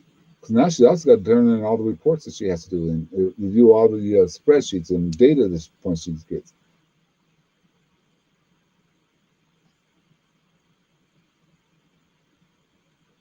Yeah, there are going to be exceptions to all this. It's a little bit easier for her once the pandemic settled in and then decided, well, she could work from home. So she doesn't have to get on a plane that much anymore and go to the East Coast and work for a couple of weeks and fly back. She doesn't have to do that anymore. Not as much anyway. Things change. I'm still asking, if you're 80, 90% in the field, when do you do your work? You're going to be forced to do it more than 8 hours a day. Keep that in mind, though, because it's not the same thing. You have to make some adjustment. Okay, so those of us who have offices, that last point there, how the furniture is arranged in your office. Do you have a way to get face to face, or do you have that desk in between you? Do you have a small conference table? Can you pull your chair from out behind the desk so you're able to conversate? All that stuff adds up. That's what I'm saying to you. But all adds up. Time check here. All right. This next session is going to be the critical section for you. It's going to be the critical section for you. Remember, I said you have to be a great communicator. We're going to get on this next section so you can become a great communicator. But first off, do you agree with what it says a good communicator is? A good communicator, one who possesses the skills to cause others to express themselves openly and freely, and the skills to listen to the meaning in addition to the words. Does anybody disagree with that definition? of a great communicator.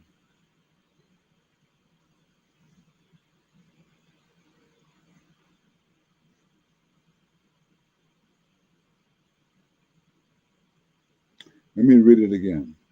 One who possesses the skills to cause others to express themselves both openly and freely, and the skills to listen to their meaning in addition to their words.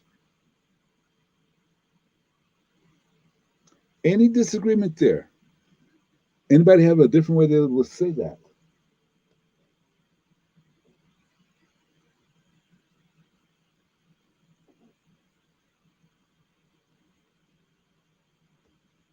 You have 15 minutes to think about that. We got this is serious work you got to take care of. It is almost 45 minutes before the top of the hour. When we come back, we have a whole hour left to go. We've got to get this down so it travels tomorrow. Take 15-minute break. Be back at the top of the hour. This is your full break. Be back at the top of the hour. We got to hammer this when you come back. See you then.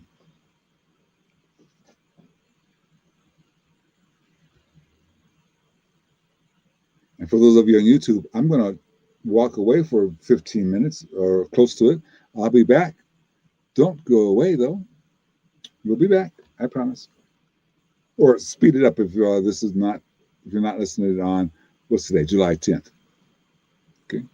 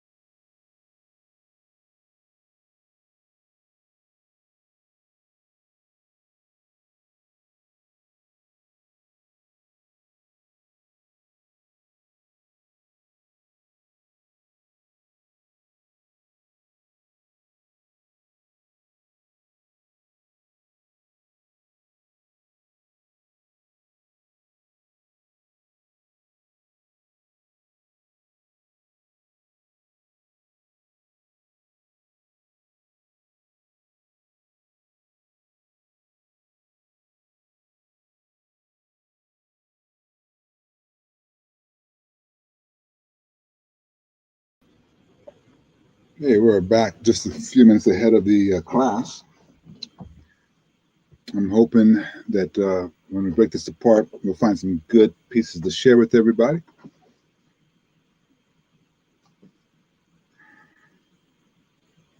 Class starts in 4 minutes.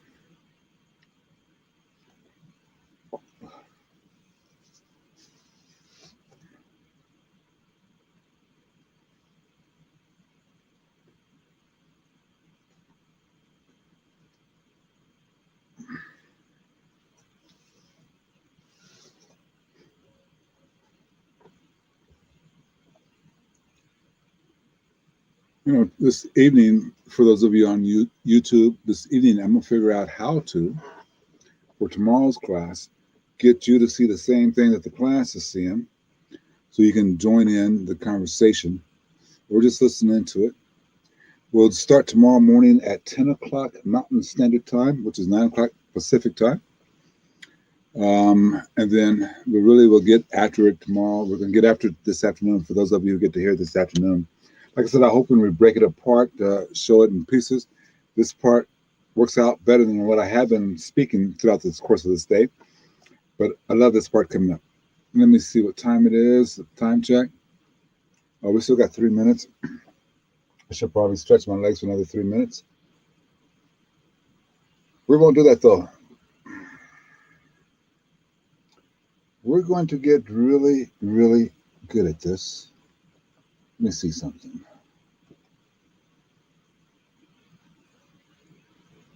I'm wondering if that music is being played. I know it's being played here.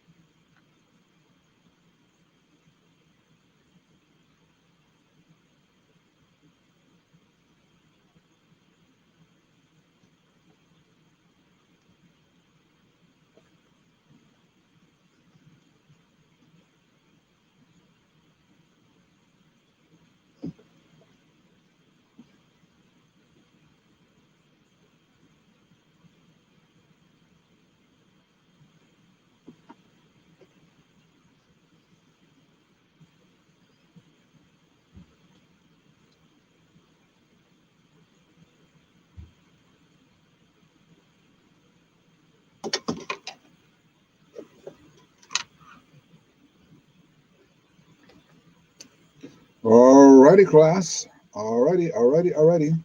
Hey, did anybody hear the music that was just playing? Anybody able to hear that?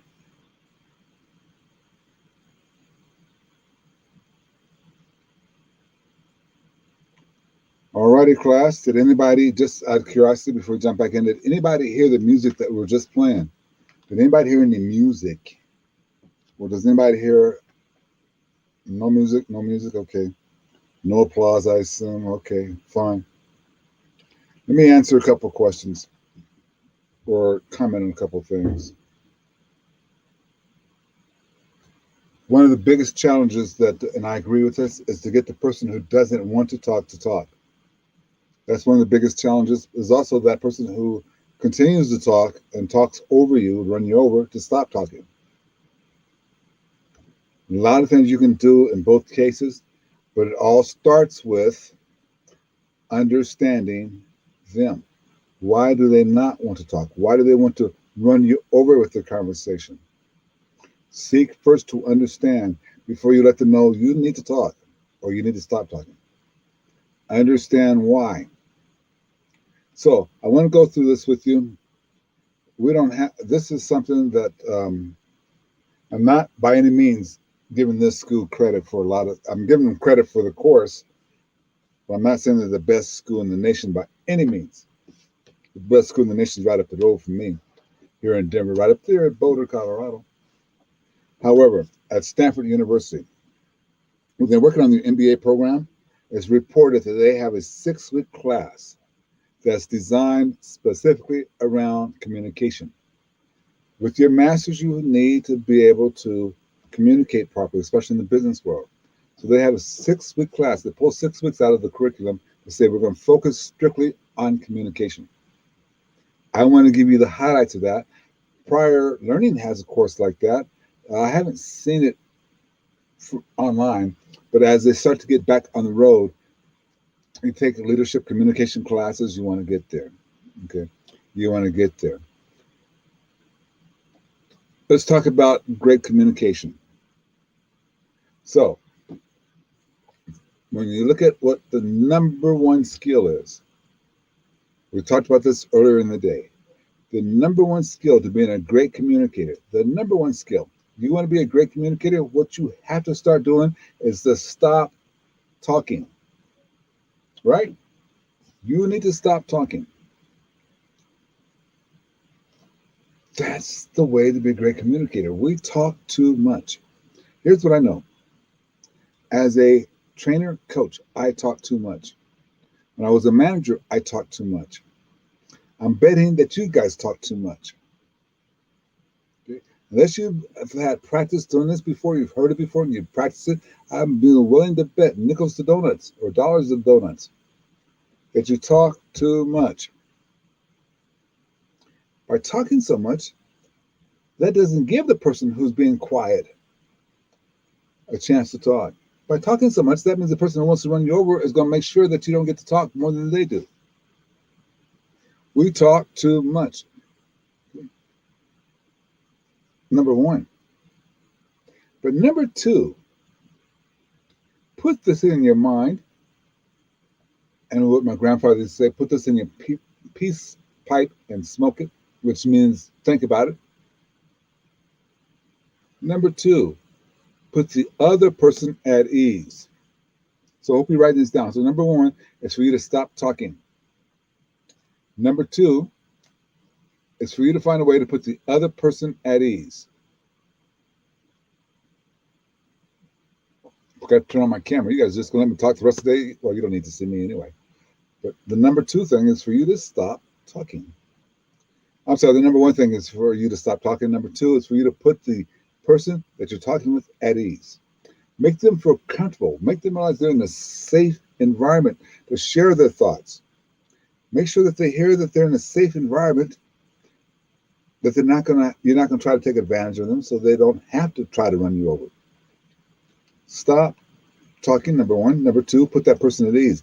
But do you want to know what the best way to put that person at ease, the fastest way to put that person at ease, so they feel comfortable in your office? That's right. Stop talking. You want to put that person at ease? You stop talking. Okay. That person wants to just never stop talking. That means I just sit there sometimes. I allow them to run out of steam because it's better than some other alternatives. I allow them to run out of steam. The next thing I want to do is I want to create a win-win situation.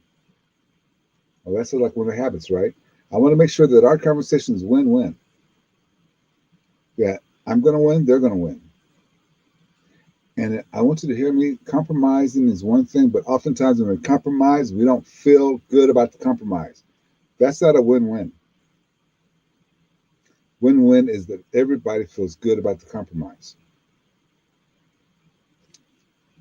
The next one, stop interrupting people. Yeah, there's that person on the other side of them just doesn't seem to ever want to stop talking on the other side of the desk. Let that person talk. When they run out of steam, that may be your opportunity. That may be your opportunity. Before Denise took over as CEO, we had a CEO that was called up by, well, she was called up by a group of people and said, hey, we need to talk.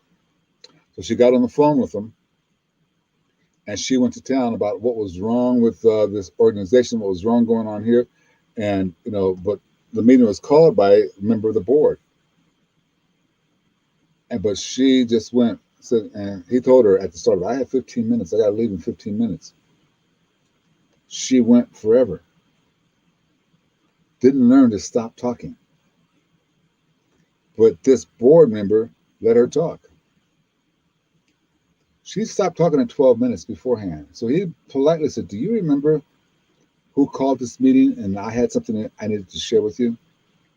Yeah, but, and he said, I'm out of time now. So, yeah, I've heard your viewpoint. I heard what you have to say, but I'm out of time, so I don't have time to express my viewpoint. I'll get it to you in an email. That email simply stated, your services are no longer needed. Wish I could have had time to explain to you, and we could have maybe talked to you, but we don't need your services anymore. Talk too much. But he wasn't even going to interrupt her. He's going to let her run out of steam. And when he didn't have time to deal with it anymore, so don't forget, I called the meeting. I didn't get anything done on the agenda. We didn't get anything accomplished on the agenda. The next meeting, let's get this agenda done. He could have done that. Okay. But he politely reminded her, you took 12 of the 15 minutes. So now we don't have time to discuss how to make this issue better. So I'll just send it to you in an email. Email, we no longer need your services. Thank you very much. This is a CEO of a company who's making six figures, mid six figures. Not a good way to do business. Stop talking. Put that other person at ease. Try to set up a win-win situation. All she was after was make sure that she won. And the person she was mad at lost. That's all she was interested in. And she interrupted the board member right when he said, no, we don't even have a chance. She interrupted him. Well, what I had to say was important, I think, what her words were. When you interrupt somebody, by the way, what happens? When you interrupt somebody, by the way, what happens to them? What happens to the conversation? Not to them, but what happens to the conversation? Put that in the chat room. What happens when you interrupt somebody?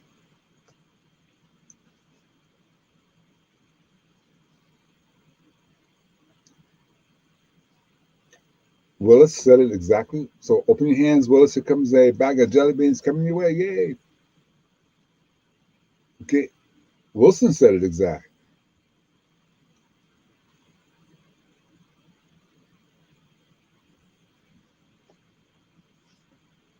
Let me read that. Hold on.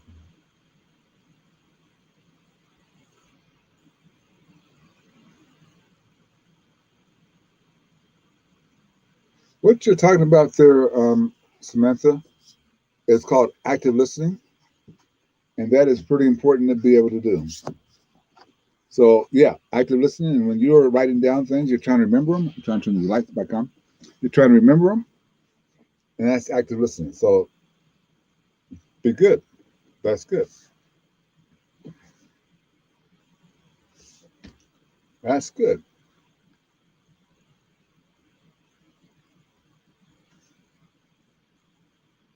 We'll talk about that. It's kind of hard for me to. I have to think that one. I have to think about. Probably have to get that tomorrow. Her question is, how do you recommend avoiding interruptions as someone with ADHD? I think you're right. A good way is for you to start writing it down. But probably the better way is practice. But let me think about that. Let me give you a little further better answer than that later, maybe tomorrow. Um, yeah, by the way, when we talk about tomorrow, this idea of coaching and counseling, you're going to see writing it down makes sense. Okay, it makes sense what you should do. So what generally happens when you interrupt people, they don't think you're listening. Okay? They get more angry, and what they generally do is start the conversation all over again. Well, you didn't hear what I said the first time, so they end up starting all over again. So you end up wasting your time. You might have let them talk for 2 to 3 minutes, but they're going to start all over again, and now you got to go through that 2 or 3 minutes again. Don't interrupt people. The next thing that you need to grab a hold of. So far, we talked about you got to stop talking. Put that other person at ease. Create win-win situations. Don't interrupt people. And ask. Next one is ask open-ended questions. Ask them open-ended questions, okay? Ask people questions that are not yes and no. A person who's shut down talking, ask them an open-ended question. So what do you think about this process? How can we improve this process? Sometimes they come back with something like, well, I don't know. Well, my favorite trick when someone says that to me, I know you really don't know, but if you did know, I don't do it like that. But I said, well, I know you don't really know, but just guess for me. I let them know that I heard them. I want to relieve the pressure. And just guess for me. But I usually put a but there. That's a real rule. You shouldn't put a but there. Well, I know you don't know, but because I know they know, but just guess for me. Got that from Tony Robbins, and I was surprised at how well that worked. But Tony would say, I know you don't know, and just tell me I know you don't know, but tell me what you know. I know you don't know, but tell me what you know. I was surprised at how many people would start talking. So I just moderated it just a hair. I know you don't know, so make a guess for me. Put that person at ease. I don't want to attack that person. I want them to feel good at ease. But I want to ask the question. But here's the thing. You ask an open-ended question. What you have to remember to do is to stop talking. Ask an open-ended question and stop talking. Yep. Wait. And when they answer that open-ended question, you need to do the next rule. Paraphrase it back to them. Don't say it back to them word for word. Paraphrase it back to them in the language, in the way you understand it, to see if it connects. Paraphrase it back to them the way you understand it, to see if it connects. If it doesn't connect, start over. If it does connect, great. Paraphrasing, though, is not to be used the way they're teaching it these days, I don't think. I get tired of people saying, well, if I understand you correctly, I want you to be more elegant when it comes to paraphrasing somebody. Oh, I think I understand, and you're saying this. Find ways to say it more elegantly than the way they're teaching sales reps and call center people to do it. Well, if I understand you correctly, Mr. Denise, my name is Daniel, so I know you didn't understand it. Somebody the other day, my initials are GED, called me up. Can I speak with GED? No, they didn't say that. They said, can I speak with Jed? I said, there's no Jed here. I hung up the phone. Called me right back. Hey, I know you're not Jed, but would you be interested? No. Click.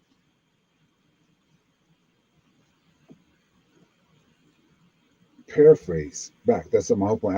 That got distracted a little bit, but that's the whole point. Paraphrase it. Know exactly how you interpret it and give it back to that person and see if it connects. Okay. So again, we got stop talking, put that other person at ease, create a win-win situation, ask open-ended questions. Create a win-win situation. Don't interrupt. Ask open-ended questions, paraphrase, and use silence is number 7. Silence is your pure power. You got to get used to using it though. Use silence. That's your absolutely pure, simple power for you. What I'm saying to you is if you are silent after you ask that open-ended question and you don't jump in, you just let that person think about it. They will answer. There's more pressure on them to answer than it is for you to wait for that answer. Yes, there's pressure on you, but there's more pressure on the person who has to answer the question you just asked. Sometimes they'll throw something up silly just to get the pressure off. Don't accept that. Keep the pressure on. Ask open-ended questions. So, example, that person won't talk, and you say to them, okay, so what do you think is a great game plan for us to get this project done on time or ahead of schedule?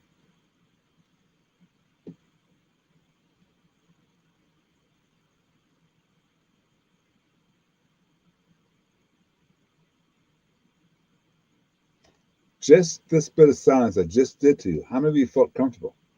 You got a little twinge. Is there something wrong? Did he freeze? You got a little twinge of being a little bit uncomfortable. One-on-one, that twinge is strong. It's a strong, powerful thing for you. What we mostly do, though, we ask that question 4 or 5 seconds later. We say, "Well, what do you think? Do you have a solution for it?" Or, "Well, tell them what the solution should be." What do you think you have to do to start getting to work on time? What do you think you could take an earlier bus? That's what we end up doing. Stop talking. Allow the power of silence to work for you. Stop talking. Okay? The power of silence. You need to allow that person to speak first. Ask them open-ended question.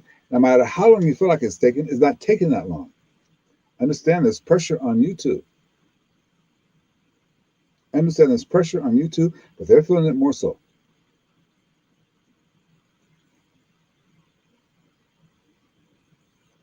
Everybody hanging in there with me? Because before I give you the final step here, I want to dive in a little bit, go sideways a little bit, and give you a technique you can use. This technique is you can use it when people go and give you, like you ask open-ended question, and you're waiting for them, they come back with something that just is not going to work. So let me give you an example, and we'll walk through it a little bit. So this is something that feeds inside of this speaking. Okay. So I call it the swinging gate.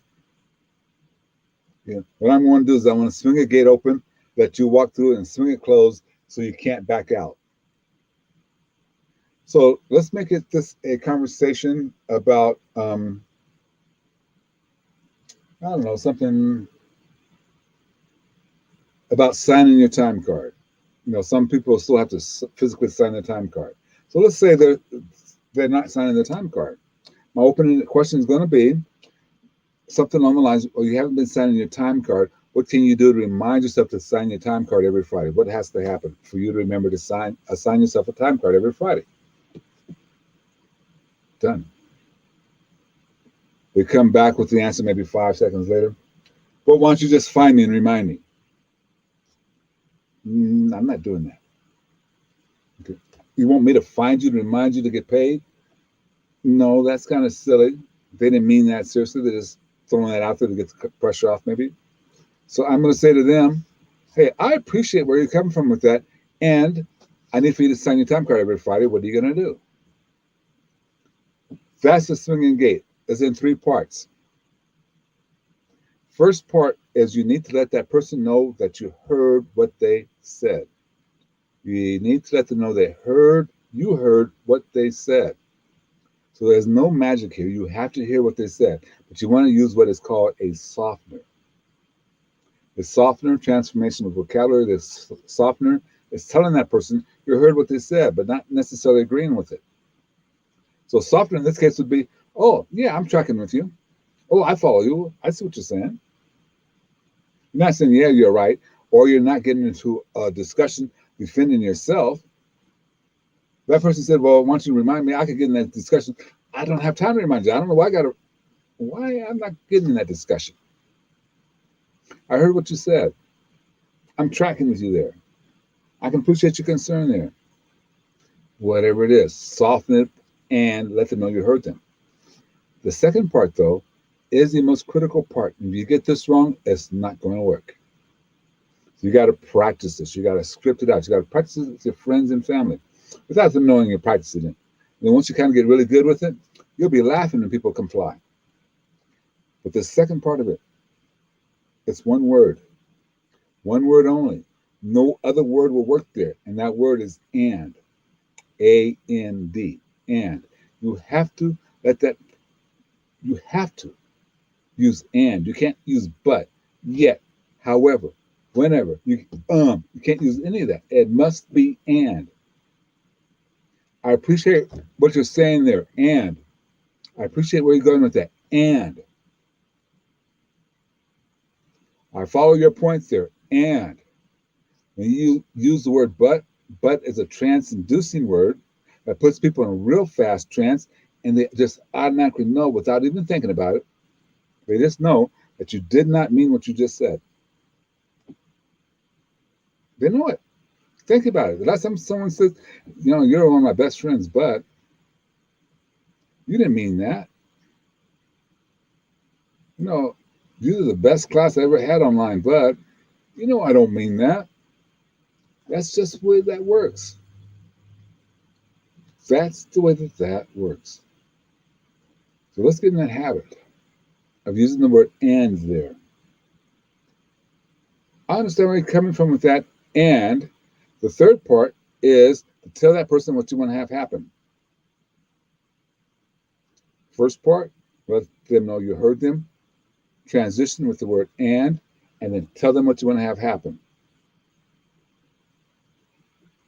Let them hear you. Transformation of vocabulary. Let them know that you heard them. Link it with and. Then give the command. That's how it's laid out in therapy. For you, just remember, let them know you heard them. Link it with and tell them what you want to have happen. I follow you. I see where you're going with that. And I need for you to sign your time card every Friday. What's the best game plan for that to happen? I'm not going to debate with him that he wants me to come find him. That's not the debate. The question is, how are you going to remind yourself not to miss Fridays and sign your time card? Go silent.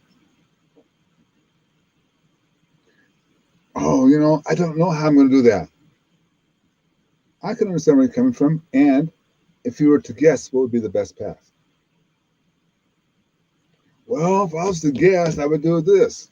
You're going to be so surprised when you achieve compliance on that all the time. You just have to be patient and play the silent game.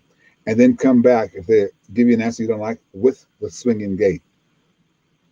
Then when you get to the end where you ask another open-ended question, silence again. You'll be so surprised at how well this works. Caveat, toddlers, this won't work on. It's really difficult to get a toddler up to about the age of 5 to comply. They kind of know that it doesn't make sense. We haven't trained it fully out of them yet to take the shortcuts in the brain. We haven't trained that fully into them yet to take the shortcuts of brain. So they're going to kind of listen. They're going to catch you there. Preteens, 12 to maybe 14, they might catch you. They might catch you. Who won't catch you is teenagers on up. They won't catch it unless you say but or you stumble in it or they see you about ready to laugh. Because it's so easy. You're going to start laughing. Yeah, you can start laughing. So, is that all it took? Swung that gate open and swung it shut, and you can't back out of it because you already said yes. Teaching in Dallas, Texas a few years ago. And you know what? There's one thing about these live classes. I can always tell who's going to be the troublemaker based upon where they sit. Before class starts, I know who's going to be the troublemaker. They sit in one of three places. One of the places is sitting at the very first row, third or fourth seat over from the aisle. And they usually spread out. They'll take up seats on both sides of them. That's going to be my troublemaker. And sure enough, the gentleman took that very first seat, the very first row, my right hand side as we're speaking. Third seat over, he spread out. He took up three spots. So no one's going to go sit with him. They can go find someplace else because he's already taken up 3 spots. All week long, everything I said, he was looking for a reason not to have it happen. Every time he did that, I did the swinging gate, and he would comply. I taught this class this. We taught this class this whole process. Worked it harder than I'm working it with you right now. And then he goes, we could never do that here because we don't manipulate people. Ian, I appreciate where you're coming from with that, and I'd like for you just to try it. I'll try it. 2/3 of the class heard that, caught on, and started laughing. He didn't understand why they were laughing. I think he caught on when they told him after class. But he didn't catch it, and he didn't even understand why people were laughing. Just taught him that, and he just fell right victim for it. The hard part, again, is for you not to laugh as you get good at this. People just comply. Here's the beauty of this skill technique. You can add one more thing to it. I understand where you're coming from with that, and I'd like for you to go ahead and get this report done on time. Magic word, powerful word, trance-inducing word, because I will tack on because at the end of that. Because here's what happens when you say because. People go in their minds, they start to think, well, that person must have a good reason because they're going to tell it to me. It happens just as fast as the word but. You don't even have to have a good because. They just know you have a good one because that's the shortcut in their head. Here's how they prove this. This is a while back at UCLA. In one of the rooms, one of the buildings had 9 floors on it. This is during the time, if you wanted to make a copy, you had to actually take the copy and go to the copy machine and make it. Okay, you couldn't send it to the computer, you had to just go make it. So they cut them all down, turned them all off, except for one on the 5th floor. So invariably by mid-morning, there's a line of people waiting to get things copied. One of the plants walked in and said, hey, would you mind if I cut in front of you? Would you mind if I cut in front of you? 13% of the people said okay. 13%. You know what? That's not horrible, right?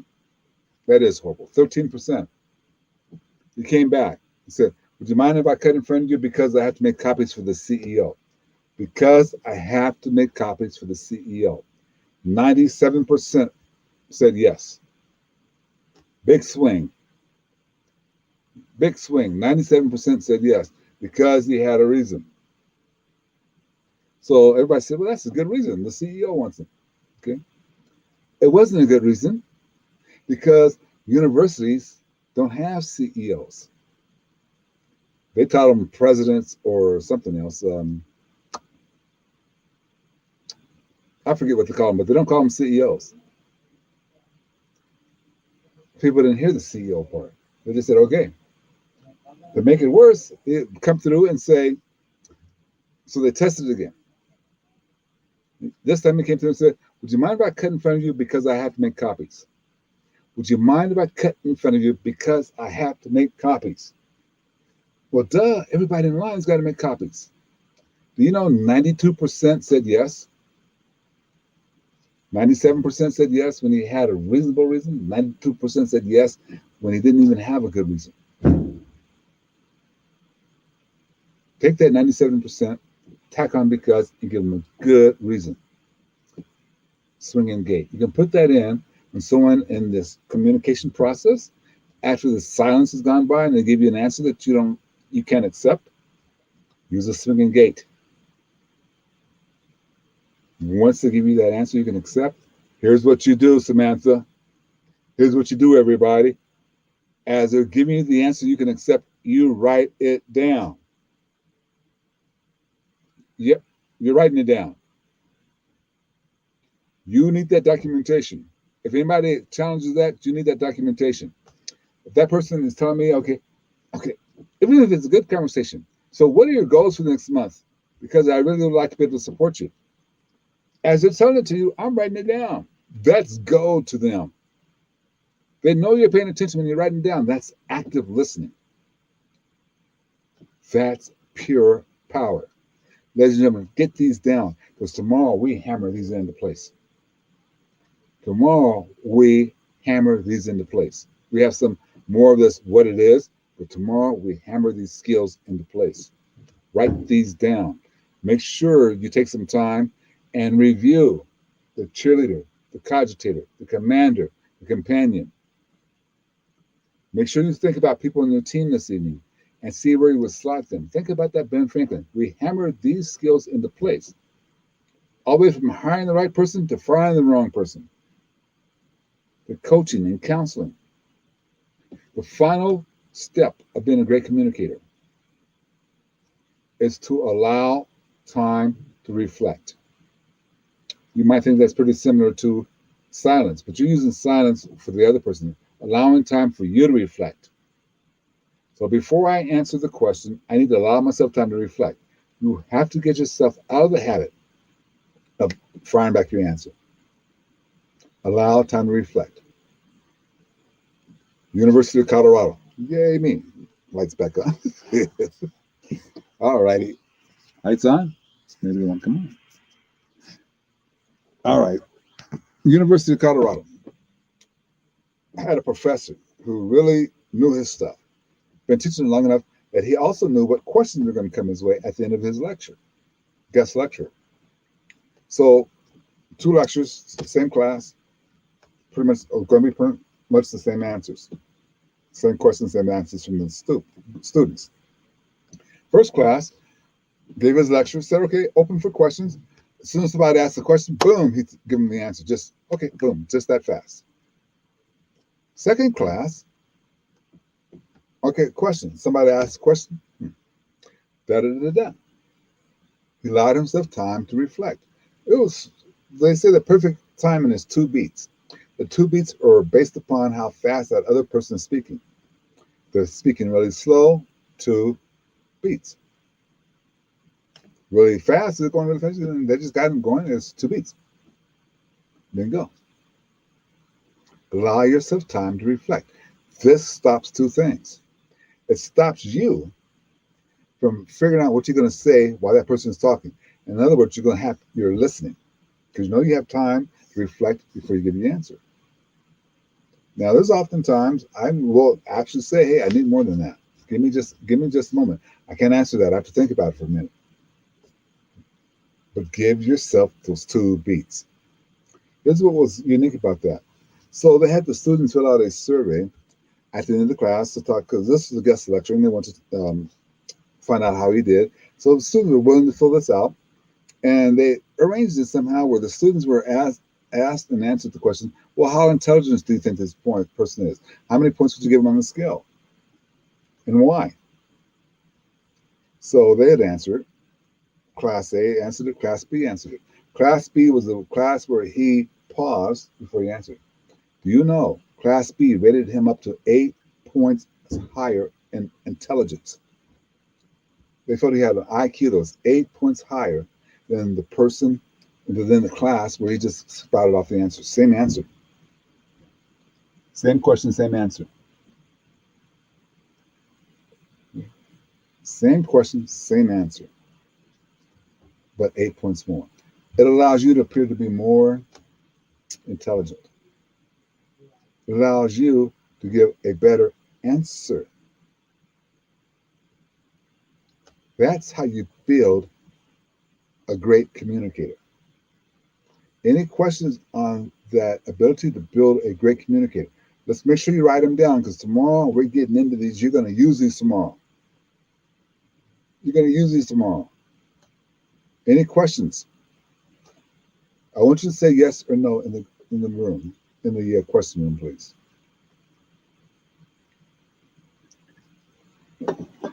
Did everybody write them down as I give them to you? If someone needs me to redo it, just say, give them to me again, please. Okay, good. If you need me to give them again, say give them again. Because we're not through talking about this. One more time. Okay, here we go. Number 1, stop talking. We talk too much. Number 2, put that person at ease. The person you speak with, make them feel safe and secure. Make them know it's a safe place to share their thoughts, to talk, or to stop talking. Put them at ease. Number 3, go and get them out of order. Number three, create a win-win situation. Okay, look for that win-win situation. Do what you can to create a win-win situation. Number 4, do not interrupt them. Don't interrupt people. Number 5, ask an open-ended question.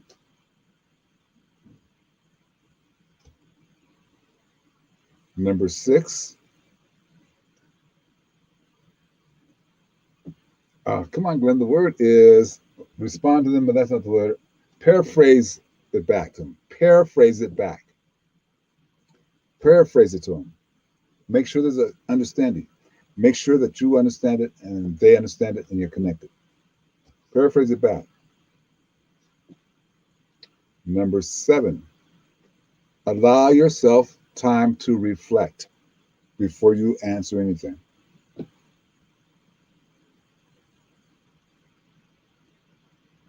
Oh, sorry. Number 7 is silence. Be silent. Number 7 is silence.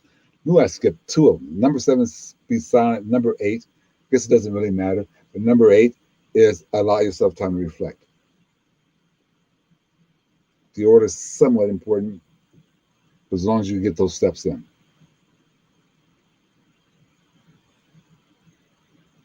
Being a great communicator means success for you. That's 100% what it means, is being successful for you.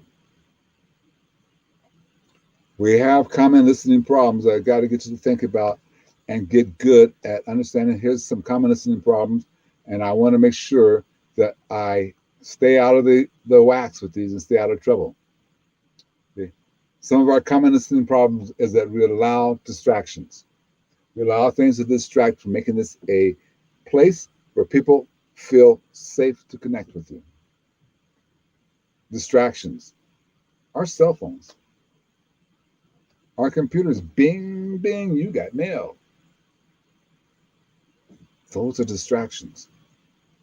Whatever takes you away from that person. That connection you're building. Whatever takes you away from that. You might have moved your chair around, you're talking to them, but your computer's going off.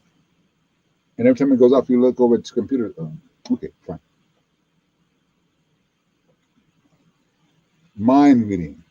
We all tend to read minds. We all think we can read minds. And I guarantee you, I'm the only person you ever met that can truly read minds. Well, okay, maybe not. Mind reading. We think we know what that person is saying. We think we know what that person is meaning. And that's why half the time we interrupt people, because we believe we already know what you're going to say. Here's my answer. Or as soon as they finish talking, we jump right in. We disagree with people before we even heard the full set of information, because we think that we know what they're going to say, or we think we know the information already. Sometimes we focus on the speaker. Maybe I don't like that person, so I'm focusing on them instead of the message. Yeah, I don't like you.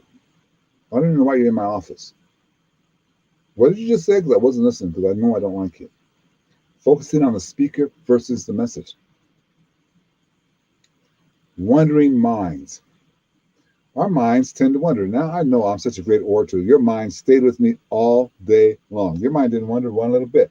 You didn't think about when's lunch, when's dinner time. I wish this class ended an hour early. You didn't think about any of that. You did not let your mind, you didn't worry about your kids, your husband, your wife. You didn't worry about any of that stuff, because your minds were focused, right?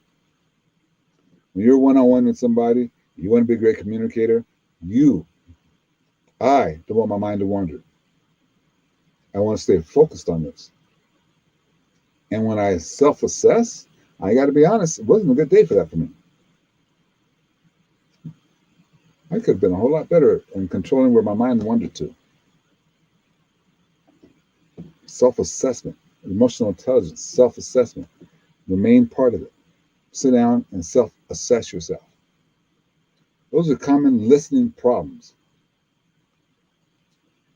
Critical listening skills. So lay these over the top, like an umbrella over the top of everything we just did.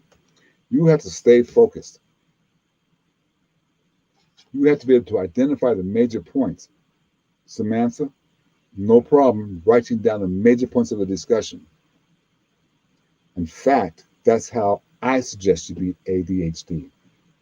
As someone's talking, if they have my mind goes every which way, so I'm going to just write down, make some notes. I'm going to tell them that. We're talking about vulnerability earlier, so maybe that's being vulnerable. What that really means is I'm laying out success for this team. I'm going to let you know that, unfortunately, my mind wanders a little bit, so please understand, I'm going to write things down, major points of what you say, so I don't lose it. A person's got to respect you more because they know you're listening. You have to overlook speakers' mannerisms. So when I was sick, and before I got sick and had to come off the road and had to stop talking for about 2 years, I used to fold my arms. You can't really see them on the camera. I used to fold my arms. And a lot of people thought that means I was closed off, didn't want to be there, didn't discuss. But the reason why my arms are folded, because you had to overlook my speaker mannerism, watch my body language. But you had to overlook this because for me, this was comfortable.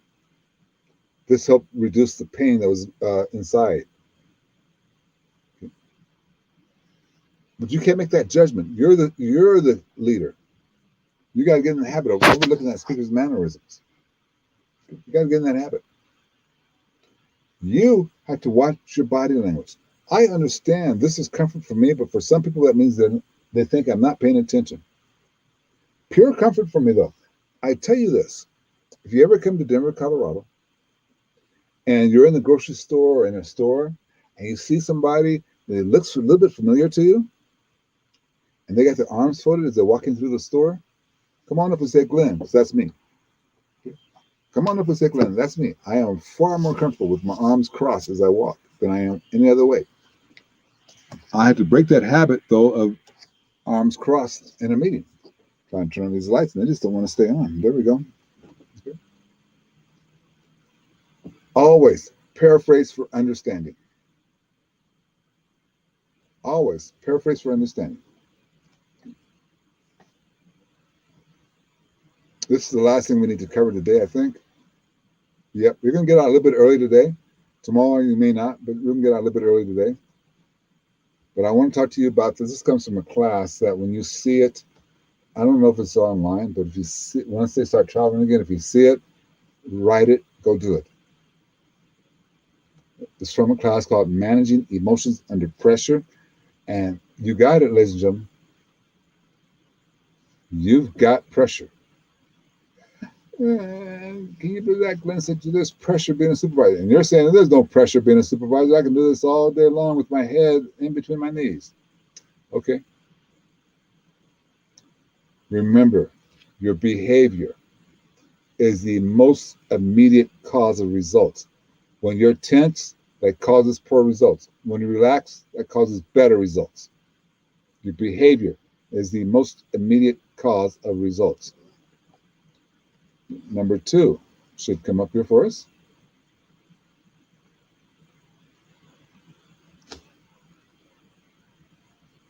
Great.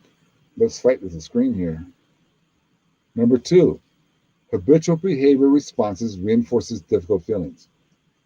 Habitual behavior, which means that you always respond the same way, or that other person always responds the same way. When that's happening, when you respond the same way all the time, if you're always saying no, if you're always saying no with a smirk on your face, that behavior reinforces difficult feelings. If that person doesn't like you, you don't change your behavior with that person. If you respond the same way, that causes difficult feelings. If you want something different, it requires different behavior. You want to end the pressure that's coming from some of these conversations? Have different behavior.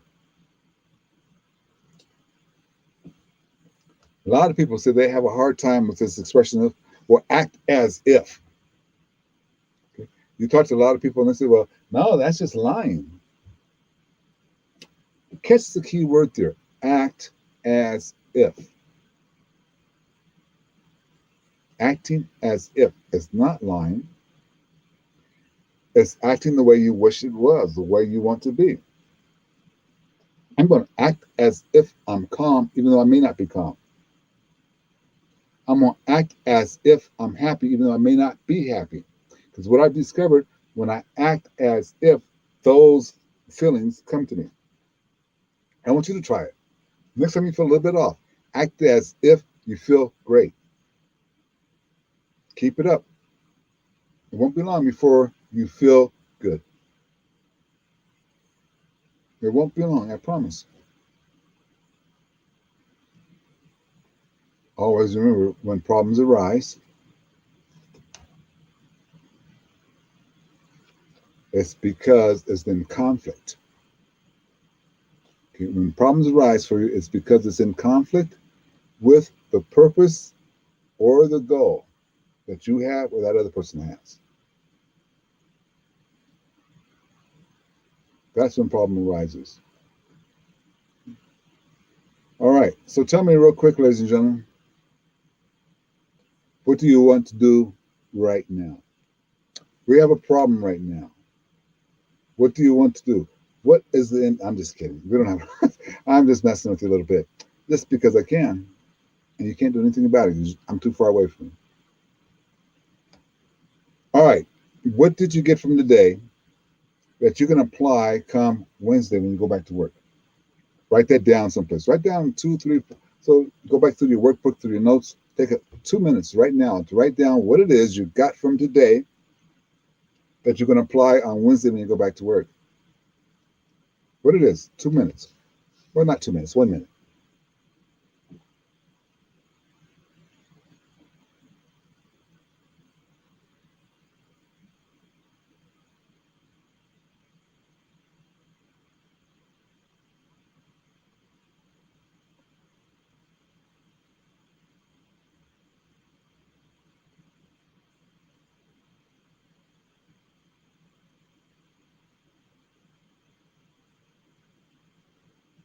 Love your answers. I'm not going to read them all, but I love your answers.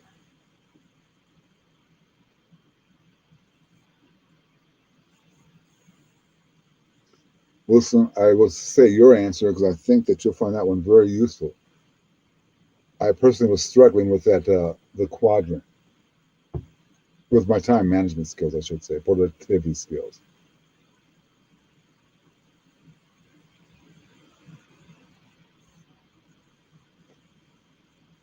Okay, you guys, I don't really want to comment on these because I want them to be yours. And I want you to think about, okay, I'm going to apply this come Wednesday to the job. Plus, when I look at this, it reminds me a little bit more of what we got to cover tomorrow. Tomorrow is going to be one of those days where when I say you have 2 minutes, you have 2 minutes because I want you to write answers to things. I want you to put yourself into the situation sometimes. I don't want you to tell me what you would do. I want you to write down what you would say, what you're doing. Don't say, well, if I was in that situation, I would do this. No, write down, this is what I'm doing. This is for tomorrow. We have just a little bit more of the what is kind of things, but we're going to spend a lot of time on the coaching, how to do it, which means you have to do it. Here's the game plan. Now, as a rule, one-on-one meetings, team meetings, if they're an hour long, if I schedule them for an hour, I'm done with them at 5 minutes ahead of schedule. At the bare minimum, 5 minutes ahead of schedule. So if we have a meeting from 3 to 4, it's over with by 3:55. My agenda states that. It doesn't state that, but my agenda is designed for that. 3 to 4, 3:55, we're done. On a 6-hour class, and because we have so much material, it's hard to get out early.